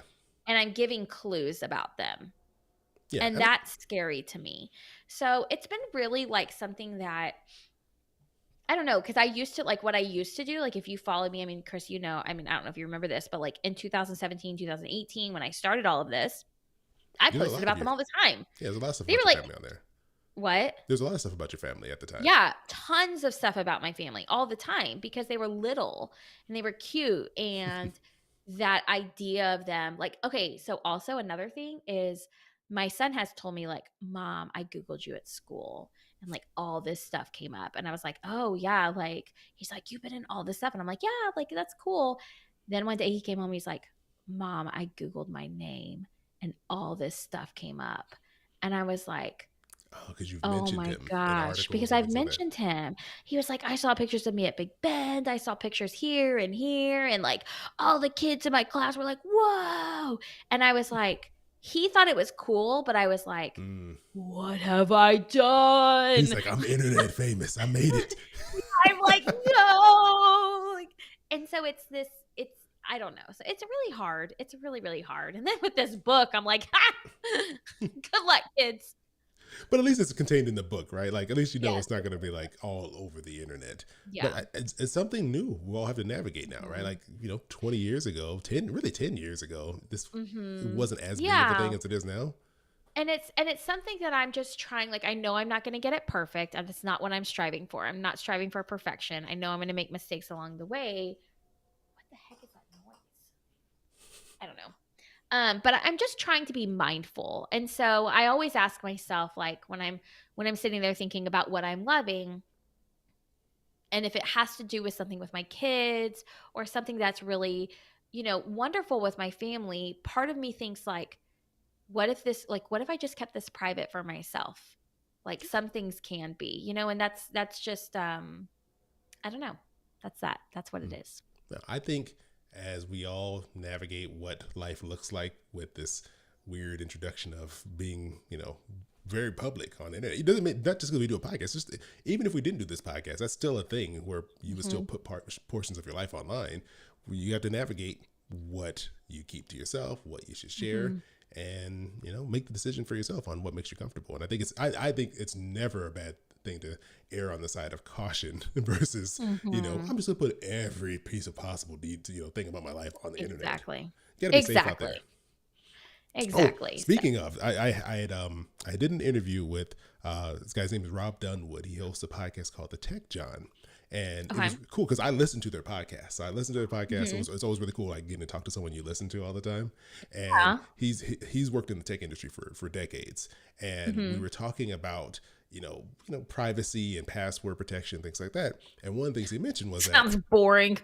You need to listen to this. We're talking about password protection and how your password should be 16 characters long and have 8 special characters. Longer than that. We were talking about using password managers or password vaults. Oh, yeah. I used LastPass, but I heard there was a breach. Should I be worried about that? From what he said, that no, because they've basically the passwords are kept in an encrypted way. So even if they got the access to the vault, they couldn't get access to your passwords, but they probably got email and usernames and things like that. So you probably still want to update that.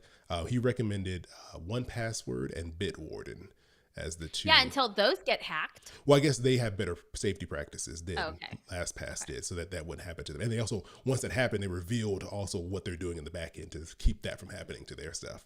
But he said Okay. even given that, he would still recommend using a password vault, even with that, because they still don't get your passwords, even if they break into them, because those companies don't even have access to your passwords. Oh, So that's the good cool. thing. I didn't They know can. that. But we were talking about how easy it is to get someone's password. I got to guess it. And he said one way is a lot of hackers will put surveys up online, like on Facebook and Reddit, different places like that, and people will just happily answer surveys. Oh, what was your favorite childhood pet? What was your mother's name? Where did you go to school? Who was your mascot? And you're giving away all the pieces that you would use to either guess your password or to guess the security questions to reset your password. And people are just voluntarily giving this away because you don't think about where these surveys are coming from. You're just like, oh, a fun survey. Let me just go ahead and jump in there. But they're just harvesting your data for free, essentially. So I have known people that all of those security questions, they have made up fake answers to them. I'm one of those And people. You're one of them. I make up fake answers to the security questions all the time. I just have to Oh my remember them. That's God. the hard part. It's like, okay, wait, let me remember what my fake answers are. Oh my gosh. I don't that's even funny. put my real birthday when I sign up for like online services. I put a fake birthday all the time. What's the fake birthday use? I'm not going to say the fake birthday, then it's ruining the fake birthday that I put into the system. Okay. I don't even say Wow. my actual birthday online. Like I don't even say, I don't put a post, oh, today is my birthday, because then everyone knows when my birthday is. And that's No a one security does that question. anymore. Well, Oh. no one puts it out there. But I actually No, removed. a lot this of people year do is that. They post, oh, today is my birthday. Blah, blah, blah. People do that all the Oh, time. I don't care if people know my birthday. You can Google that crap. I'm like, the least amount of data I can put out there, the better. Just because you don't, why voluntarily open yourself up to more I people think I trying have your to birthday in my calendar. How Boom, dare got you. it. Your 36th birthday. take it out Right now. there. Take it out. Oh, I was like, I even have your 35th birthday. I was like, wait a minute, that's on a different birthday. And my but 42nd and my 72nd. it's a different Chris. It's my cousin Chris. I have a cousin named Chris. Did I ever tell you that if I was a boy, I was going to be named Chris? You did tell me that. Okay. I Powerful wasn't sure if name. you knew that. Oh, Scroggy Mama, she said, I think we missed this. She said that in her mom's group, they refer to her kids as 1.0 and or 2.0, et That's cetera. good. But like that's good, It's just being mindful and we didn't there wasn't a need to be mindful in the past, or there wasn't an awareness that you should be mindful in the past. Yeah. And so I've been trying to navigate this, and I go through seasons where I post more of my family and then I pull back. But I don't know, it's really hard to navigate and it feels really uncomfortable. And even Matt, he's a very private person. So even him, like he did a podcast interview with me not too long ago. And I was shocked that he I'm did a shocked too. podcast. Right? Because he's a very private person. But then he doesn't mind coming in here and standing here and showing you his crotch.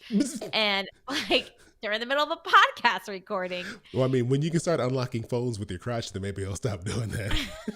And what I mean by that, for anyone who's listening back, is earlier in our recording, He just walked in a Speedo right on the he camera. walked in pants and a t-shirt or a polo shirt, but he wouldn't show it. He refused to show his face. That's his whole thing. Is he refuses to show his face. I don't know why. He's like, I So don't all need we my face all got over the was a internet. video of his body. So anyway. Oh, man.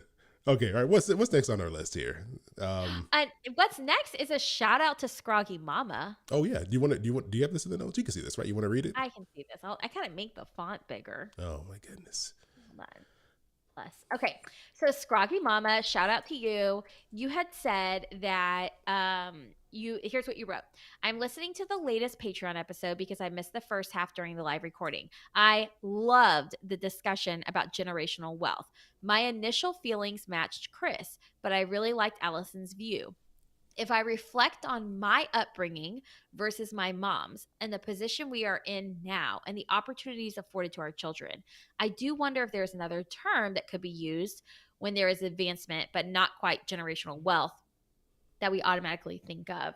So I love it. I love that our conversations that we're having, even sometimes impromptu, are really helping us change the way that we think about it. And so Yeah. thanks, Scroggy Mama, for sharing how your views might have changed, even if it's just slightly, about just even like a terminology, really. Yeah, that was a good. That might be your best episode ever, Allison. That might have Oh been your my best gosh, stretch of really? podcasting of your life, right there. Okay, I'm done, guys. I've peaked. You gotta go out on top. No more. You know that because you really changed my mind. Like I literally, like, not lying at all. I was giving a talk on generational wealth.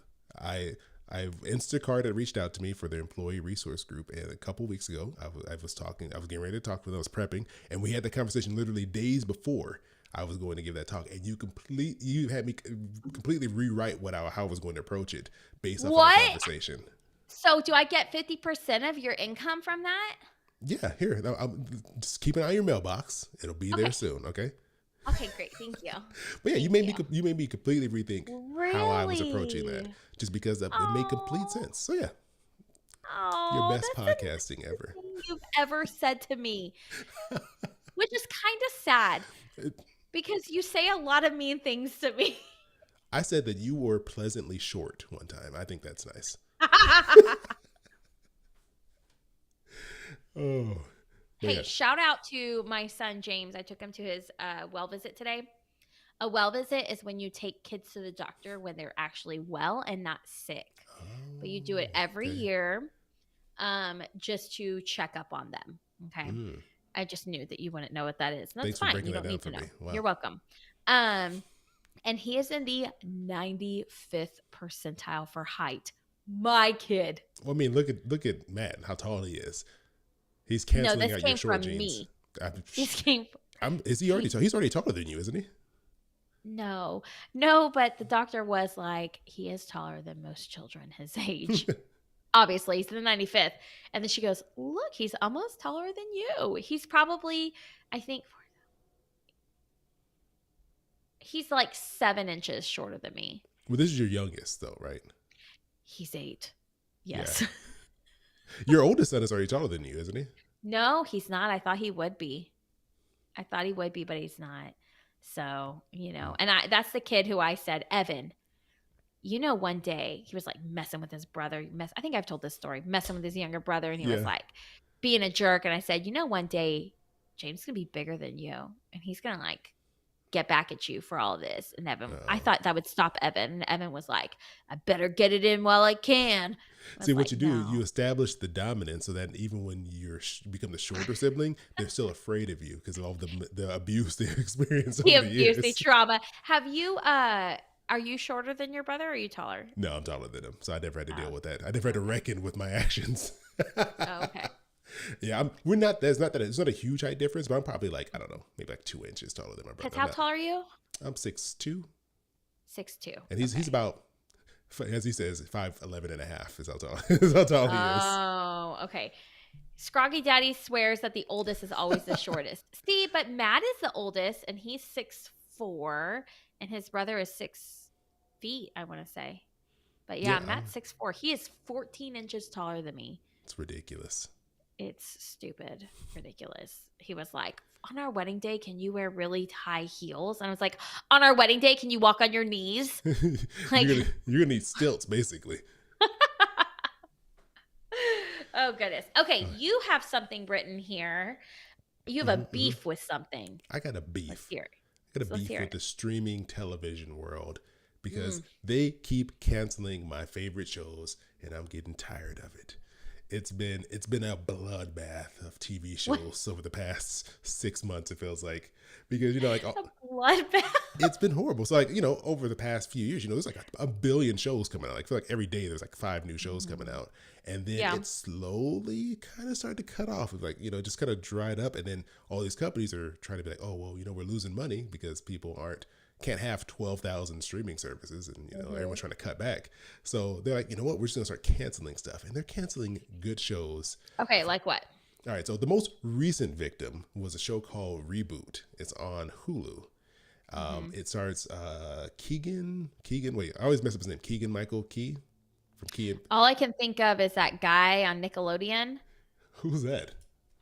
Who was that guy on Nickelodeon that worked in that burger place? Are you talking about Keenan and Kel? Kenan and Kel. No, it's not. Close. them. Keenan. That was really close. You were kind of close. So this is the show here. Hold on. This will do it. I was really close. You were kind of close. Oh, let me move this so it doesn't get taken down. But it's a show called Keenan and Reboot. Kel. How do I Yes, pause those this? were their real names.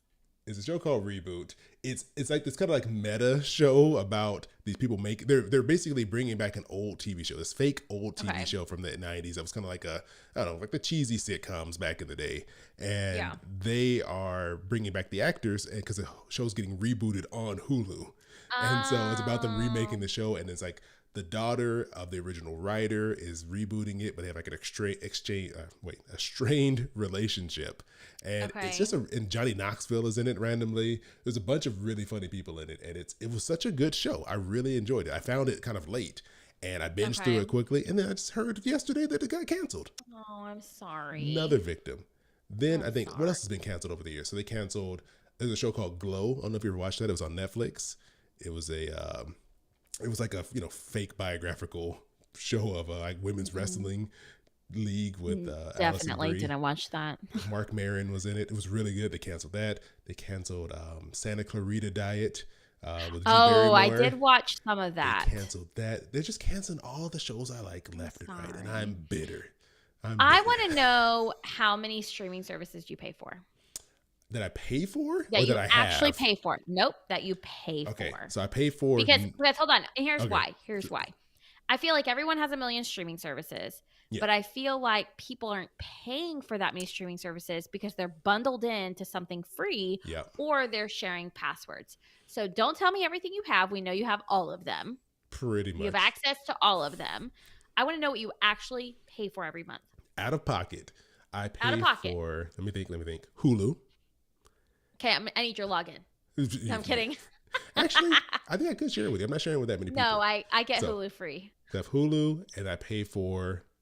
Is that the only one I'm paying for? Oh, I pay for Netflix, but it's through my cell phone provider, so I get a discount. So I'm paying for it, but I'm not paying the full price for it. How much do you pay?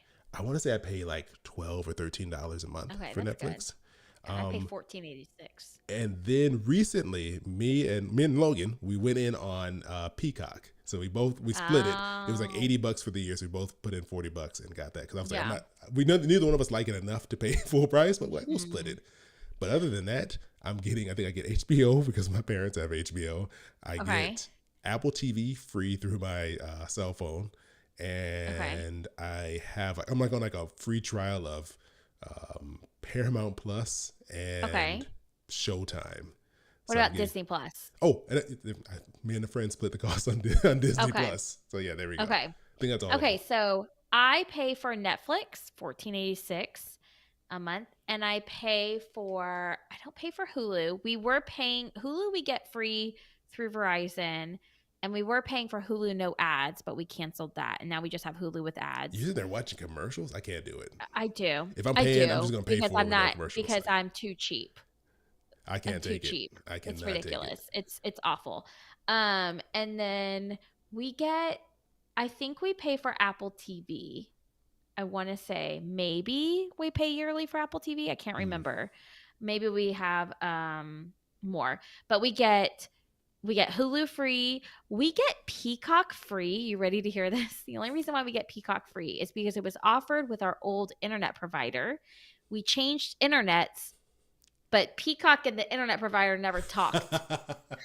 So we still get Peacock for free, but in May, and we never watch anything on it. In May, Peacock is no longer doing that partnership with Xfinity.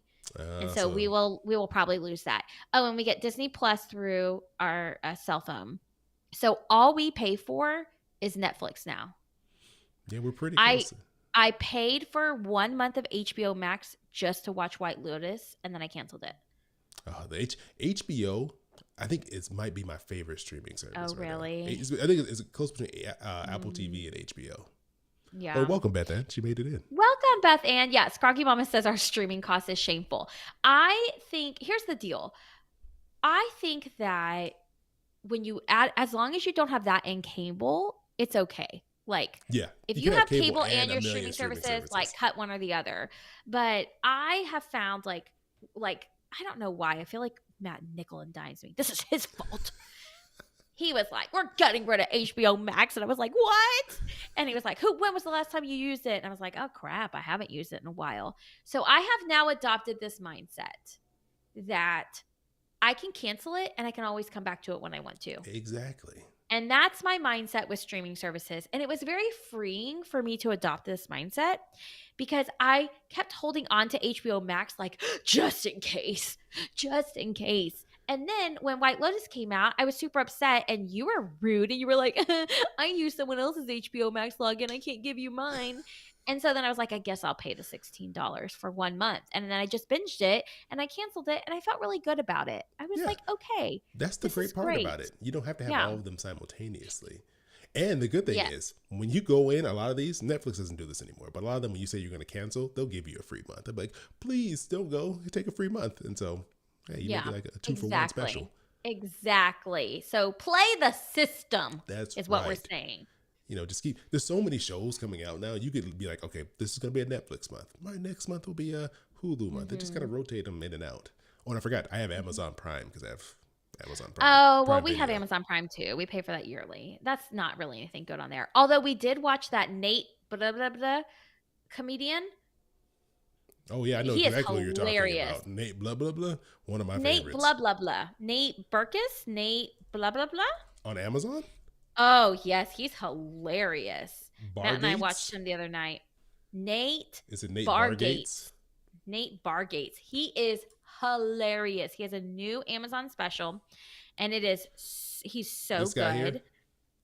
Yeah, Well, I'm gonna him. play this so I Hello get that World. video That's the taken one down. we watched. Please watch it. I don't know if I could trust your opinions on comedy, Alan. Listen, I'm I also don't know. loving The Bachelor. Yeah, I see, like it when it's The Bachelor because there's more girls, which means there's more drama. When it's The Bachelorette, it's not as entertaining. So I usually skip out on The Bachelorette and I watch The Bachelor. I'm so I watched The sorry. Bachelor earlier today when I was working. I'm so sorry this is what you're having to deal with.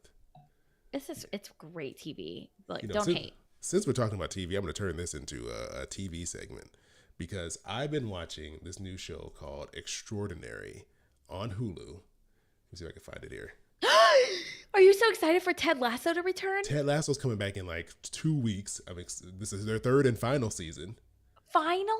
What? This is the last one. When is Severance coming back? I have no idea, but you can start with this show here, Extraordinary. Okay, I have Hulu. It looked like a really weird like Disney Channel show, but Yeah, it does. It's actually rated MA. It's mature. Oh, okay. I was And- like, oh, can my kids watch this? Do not let your kids watch this show.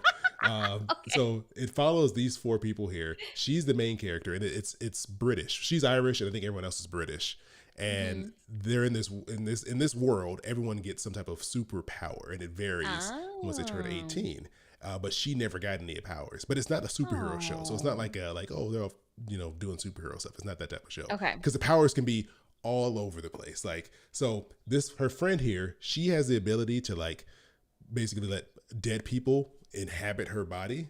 And so she works at a law firm, and when there's legal disputes concerning someone who's already died, they bring her in, and she can let the dead person speak through them. So there was like this guy had like a record deal that he was supposed to finish up, but he died. So they paid her to try to come in and record the remaining part of the album by letting him like possess her body. But he was like this horrible, like sexist, racist person. It's just Oh my God. crazy. And then this guy here is like a shapeshifter, and he was like stuck as a cat for years, and now he's all messed up. Oh, a cat. There's a whole storyline involving a guy that he can't touch anyone because they'll instantly orgasm if they touch his skin.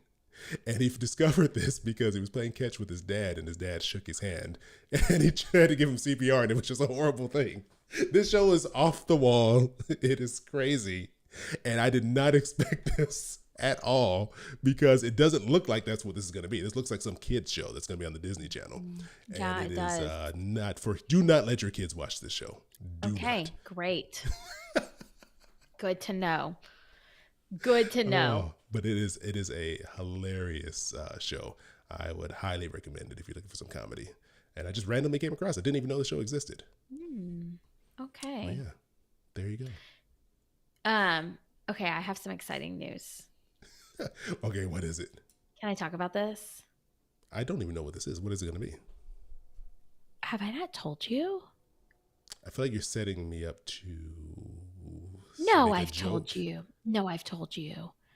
No, I've told you. Why are you I am whispering? because it's a secret. Oh, okay. I know what you're talking about. You know what I'm talking Yes. about, okay. I was like, no, I told you. I am surprising my oldest son, and we are taking a trip to Universal Studios. Just the two of us at the end of March.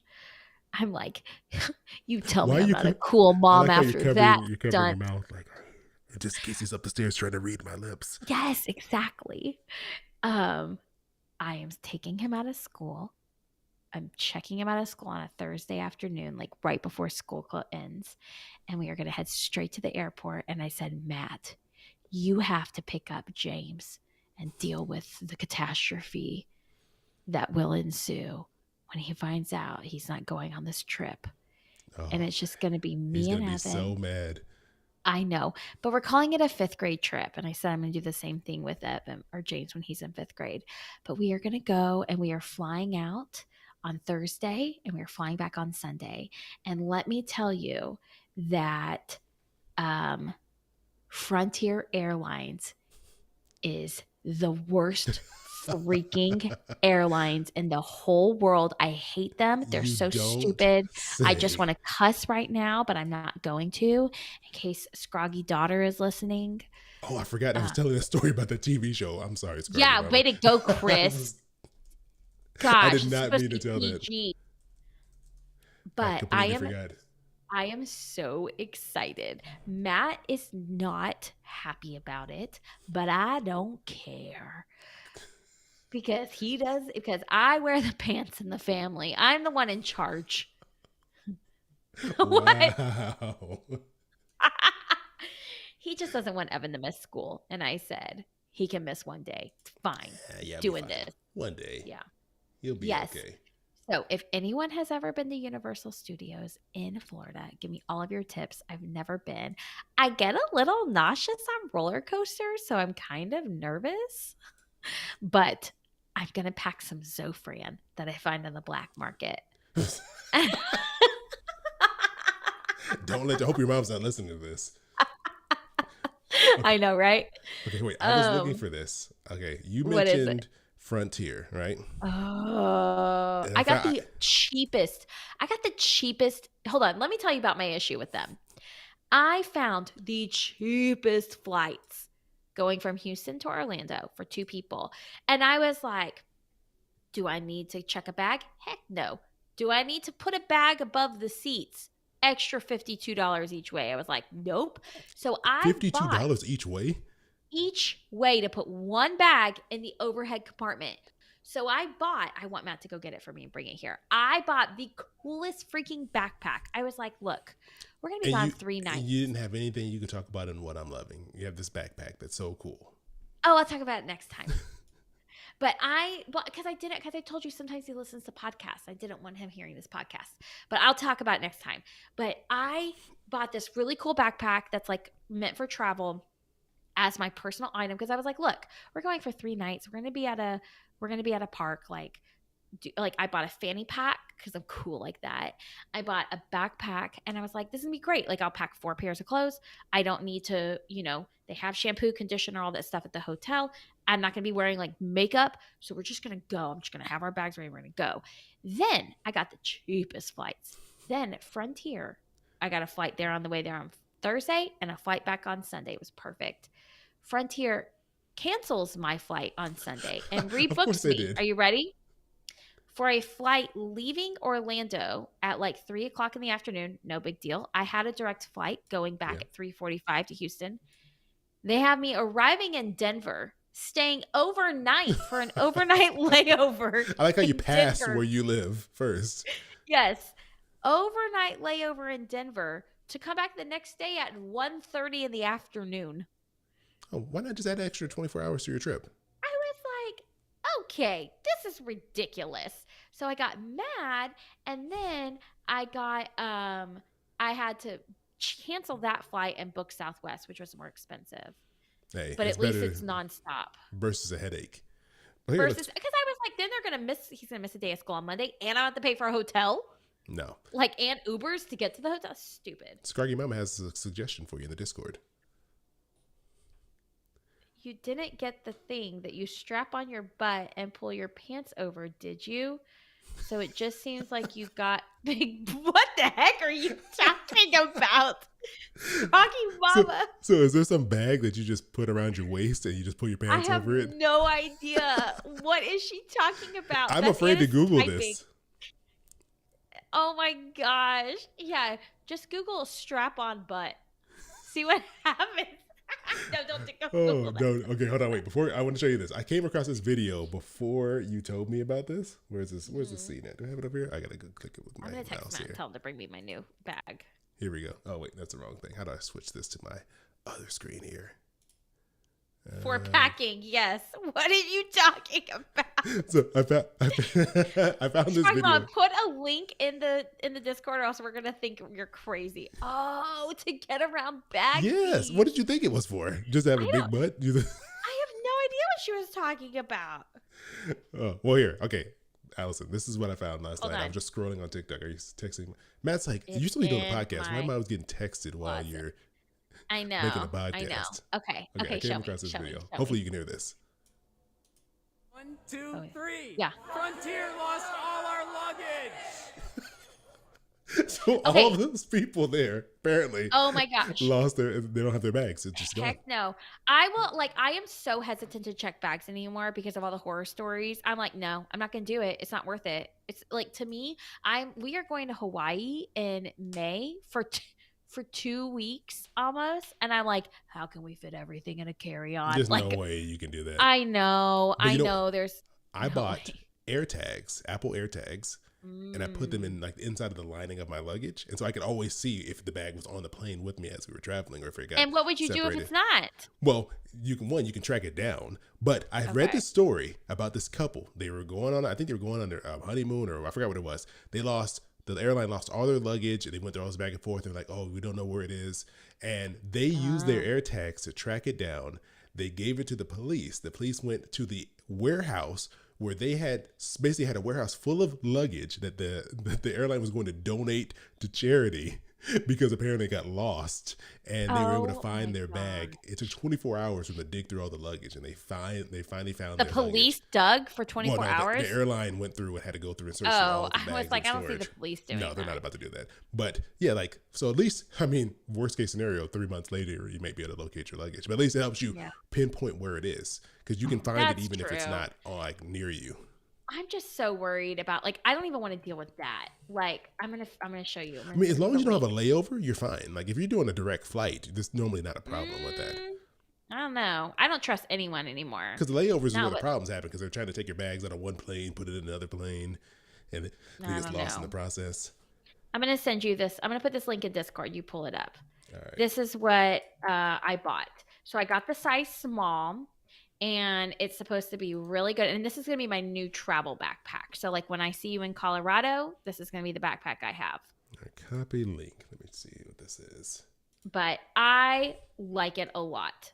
I wish I got in the size large, kind of, but I'm fine with the size small. It's only like 2 inches taller, and that's really basically it. Okay, here That's we go. like the This is being biggest weird. difference. This is 2 inches Oh, this is taller. an Amazon link. Okay, I don't know if this is being weird. It's an Amazon link. Bring it over. I had to open it through the link But and paste it anyway, in. I'm very happy with it. And All right, I here we already go. have a list of what I'm going to bring with me. I'm very excited about it. So Okay. that's So what's so my new magical backpack. about this bag? So go through the pictures. So what's Make this magical bigger. about it is that it's meant to be like, it has a ton of pockets, but it's really meant to like almost be like a suitcase in the terms of like how you pack it up and everything. God, do you have to do all this? There we go. I'm trying to get it centered. I can't see the little pictures over here. For some reason, they're all off to the Oh, side. okay. I can see the pictures. So So yeah, click that you one. can run a charging cable through the outside. Yeah, you can run a charging cable, but click that one. See, so it's really designed for travel. Oh, It it's has like a camera. shoe. It's a camera backpack.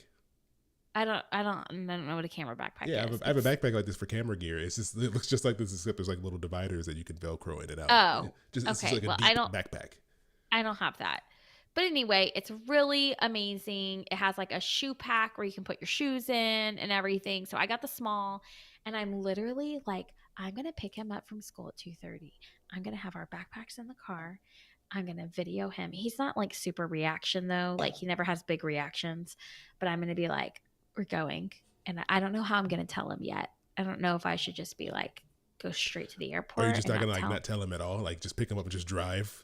He would not handle that. Like he would just annoy me the entire 45 minutes to the airport. So I don't think that's best for everyone involved. What if are you willing to be like, oh, we got to go pick up something from such and such? He'll be like, I don't know. I need to figure out something. I'm open to ideas, but part of me just wants to tell him right there when we get there. But I told Matt, I said, you've got to pick up the pieces when you tell James, like, good luck. I'm going to be on a plane. Like, this is throwing poor Matt under the bus. I know. But I just feel like fifth grade, like he's 11 or he's almost 11. It's just getting hard. I'll be honest. It's just getting hard. Lots of emotions, lots of feelings, lots of everything. And he gets a lot of time with Matt. Like he really does. They do Cub Scout stuff and they're going to do Boy Scout stuff together. And I'm there in the mornings and in the afternoons, and I'm never the fun one. I'm not. I'm the default. Do your homework. Don't eat that. Dinner's almost ready. Go upstairs. Don't forget, did you put on deodorant? Are you sure? Did you swipe 4 times? One's not enough. Like, I'm just that you're the default. reinforcement. You're the rule keeper. Yeah. And most of the time. And I want to be the fun one just once for memory's sake. And I figure if I have the money to do it, like I know it's going to bring him so much joy. So Scroggy Mama's asked, does he have anxiety? Yes. Should I be concerned about that? Well, I think because you said he wouldn't. I think you're just saying because he wouldn't handle, like, he would ask you a bunch of questions. Like, he wouldn't just be like going with the flow. He wouldn't handle it well. Like if I was just like, no, we're just going. Like he's not chill. If that's, like, he's not a chill kid. James is my chill one who's just kind of like laid back, go with the flow. And Evan's like just aware and wants to be informed of everything. And so I'll honestly probably just tell him. And yeah, like this will be such a great memory for you and him is what Scroggy Mom just said. And like, that's exactly what I want. Is like, this isn't going to be a yearly thing. I probably won't do this again, but like this, I'm calling it the 5th grade trip. And I like in 5th grade, kind of like the end of your culminating elementary career, mom picks you up and surprises you with a trip to Universal. So James is going to get the same thing. He just won't know when it's coming. He'll get picked up at some point school. in 5th grade. It's going to happen. He doesn't know when. Yeah, exactly. So it's just like this thing because I just know like when you're in that age, you start moving into those preteen and teen years, like you don't feel loved or you don't, there's just all these emotions and everything. It is a hard time to be a kid. And I'm like, a trip doesn't fix it. No. But quality time and intention does. That's gonna be something that he's gonna remember forever. Like that. That's something that you just keep with you. Like, I just randomly got to go to Florida and go to Universal Studios. Like that's a big deal. And we're just gonna open and close the park both days. Like we're gonna be there right when it opens. We're gonna stay until it closes. We're just gonna go hardcore.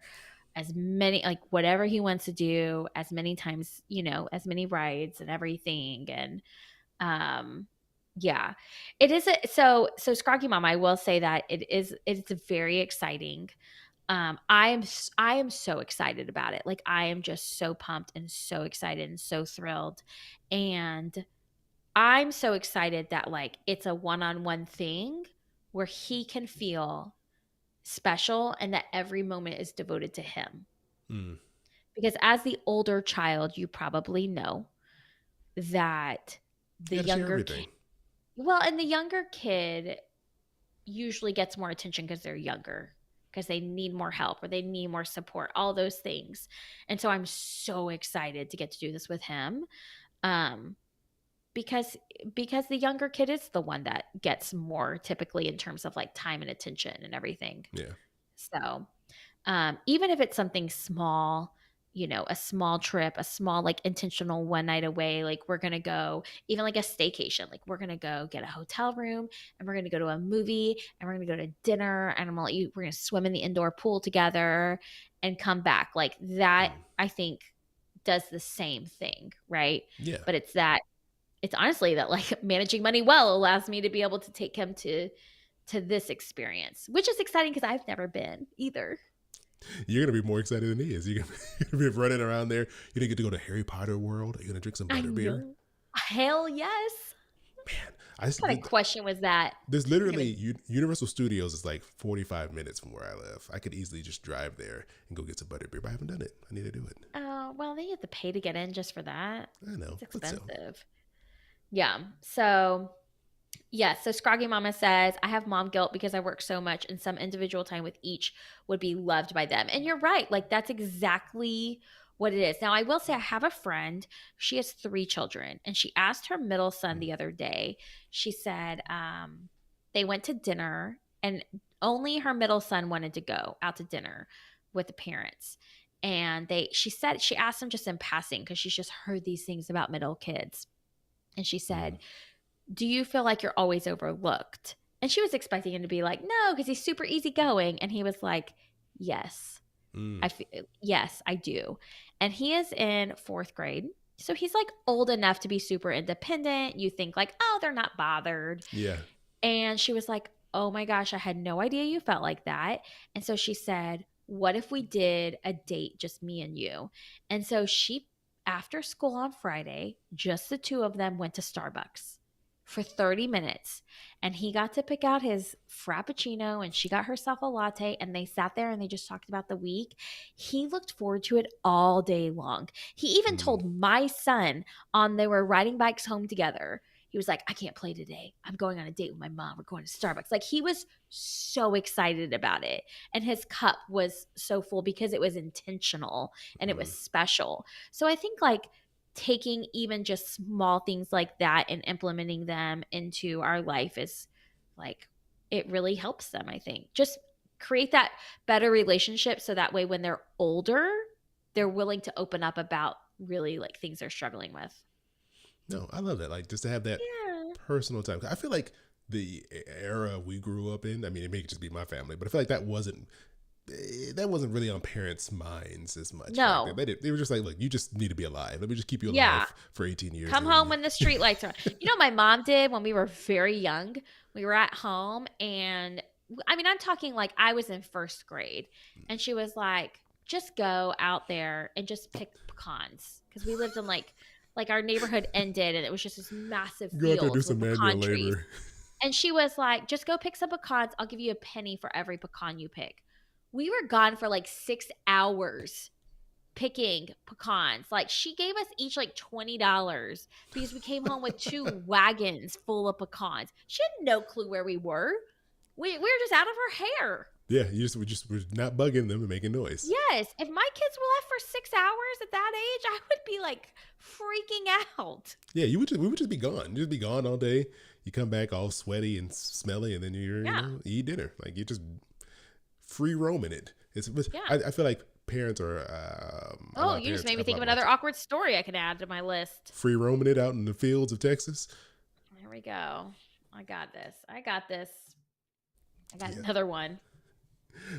Angie said, have I been to Nintendo Land? So at Universal Studios, they have a new Nintendo Land, and I have not been. But I have a friend, my friend Logan. Is he listening? I don't know if he's here or not, but he's a big Nintendo fan. So I was going to try to convince him to go. I was like, hey, we should just go there because that would be cool. I want to see Harry Potter World, and I'm sure he wants to go see Nintendo World. So I'm see if I can convince him. Y'all should go together. Yeah. But no, I haven't been to the last time I went to Universal Studios. They were just building Harry Potter World. They were just putting like the framing up so you can kind of see what it was going to look like, just barely. And I was like, oh, this looks like it's going to be cool. Never went back. I don't even know what year that was. I will say that Chris missed out on a really cool opportunity to go with us to Disney. And we went to Epcot and went to Guardians of the Galaxy. And it was the coolest roller coaster I've ever been on in my life. You were telling us about it, ever. remember? Last episode. Oh, I don't remember. I just think you should go with me again.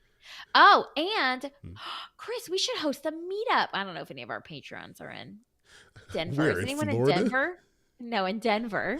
Hey, do everyone any would of just you live in fly to. Denver? Everyone just want to fly to Denver. No, do you guys even live in Denver? Chris and I are going, oh, and I'm in Florida. I'd come. But we're going to Denver, Beth Ann. Well, you We're set it going up like we were going to. You set it up like we're going to Florida. Oh, well, to a Florida one. No, we're going to Denver for our podcast conference in August. If anyone wants to meet up with us, we'll meet up with you in Denver. I like how you went from Disney World to just general Denver. Like not to do anything, just Denver. In my mind, it made perfect sense. You don't follow the way I do? I try my best, but I'm always behind. I don't know what's going on. That's a shame. That's what Matt says too. Oh, interesting. We just make this a combination. This is awkward. Florida Disney World trip combined with a cruise that, that we take to somewhere else. Combined with a Denver meetup. We're doing lots of stuff as a Patreon. Look at that. Yeah, look, for the low price of $5,000, we can all just go on all these vacations back to back. Oh my goodness, this is fun. Oh, that was good. I think we had some other stuff. I think we covered everything though. I think we got pretty much everything we want to talk about. Stuff. We're hitting the 2-hour mark now on this recording, so we probably gotta should let everyone go get some sleep. Yes. Thank you everyone for joining us live. I know we have Angie here, Beth Ann, Logan, Scroggy Mama.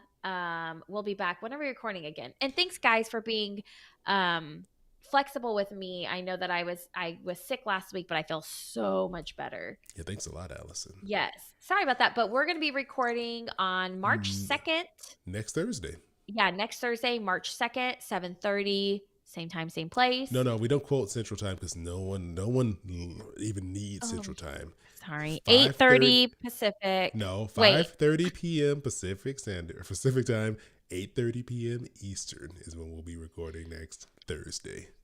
Is anyone else in Central Standard Time with me? I know Beth Ann's and not in Pacific. And we're going to all fly Frontier to all these places. We're all going to go and have no luggage, but we'll get there eventually. Scroggy Mama. That was a good one. I know Angie's on the West Coast with me. We got Beth Ann on the East Coast. I think Scroggy Mama's also on the East Coast, right? Scroggy Mama, where are you located? So I think all of us are in the time zones that matter. Am I the only one? That weird central time zone. Nobody counts that. What? No. Nobody looks at Central Time zone. What about Shirley? Where is she located? She's not here today, so I don't know. Shirley. Kaylee is in Central. Yeah, you two are lost on that weird Central Time zone. Mountain, whatever. Central, we just skip those. It goes Pacific. Mountain is weird. I agree. Mountain is a weird one. Mountain's a real weird one. Oh wow, that's crazy. Beth then said, I know these crazy Disney people that fly Frontier from Philadelphia to Orlando for like $19 each way and go just for one day. The Uber to the park is more expensive than the flight. No, that's crazy. That is crazy. I agree with you. Crazy Disney people. I wouldn't do that. That's right, Angie. No. Pacific Time Zone all the way. Okay. Anyway, on that note, thank you for joining us for another Patreon episode. We'll see you next week on Thursday, though. Short at turnaround 5:30 PST, 8:30 EST. The only time zones we need to discuss. There we go. All right, we'll see you all later. Bye. Bye.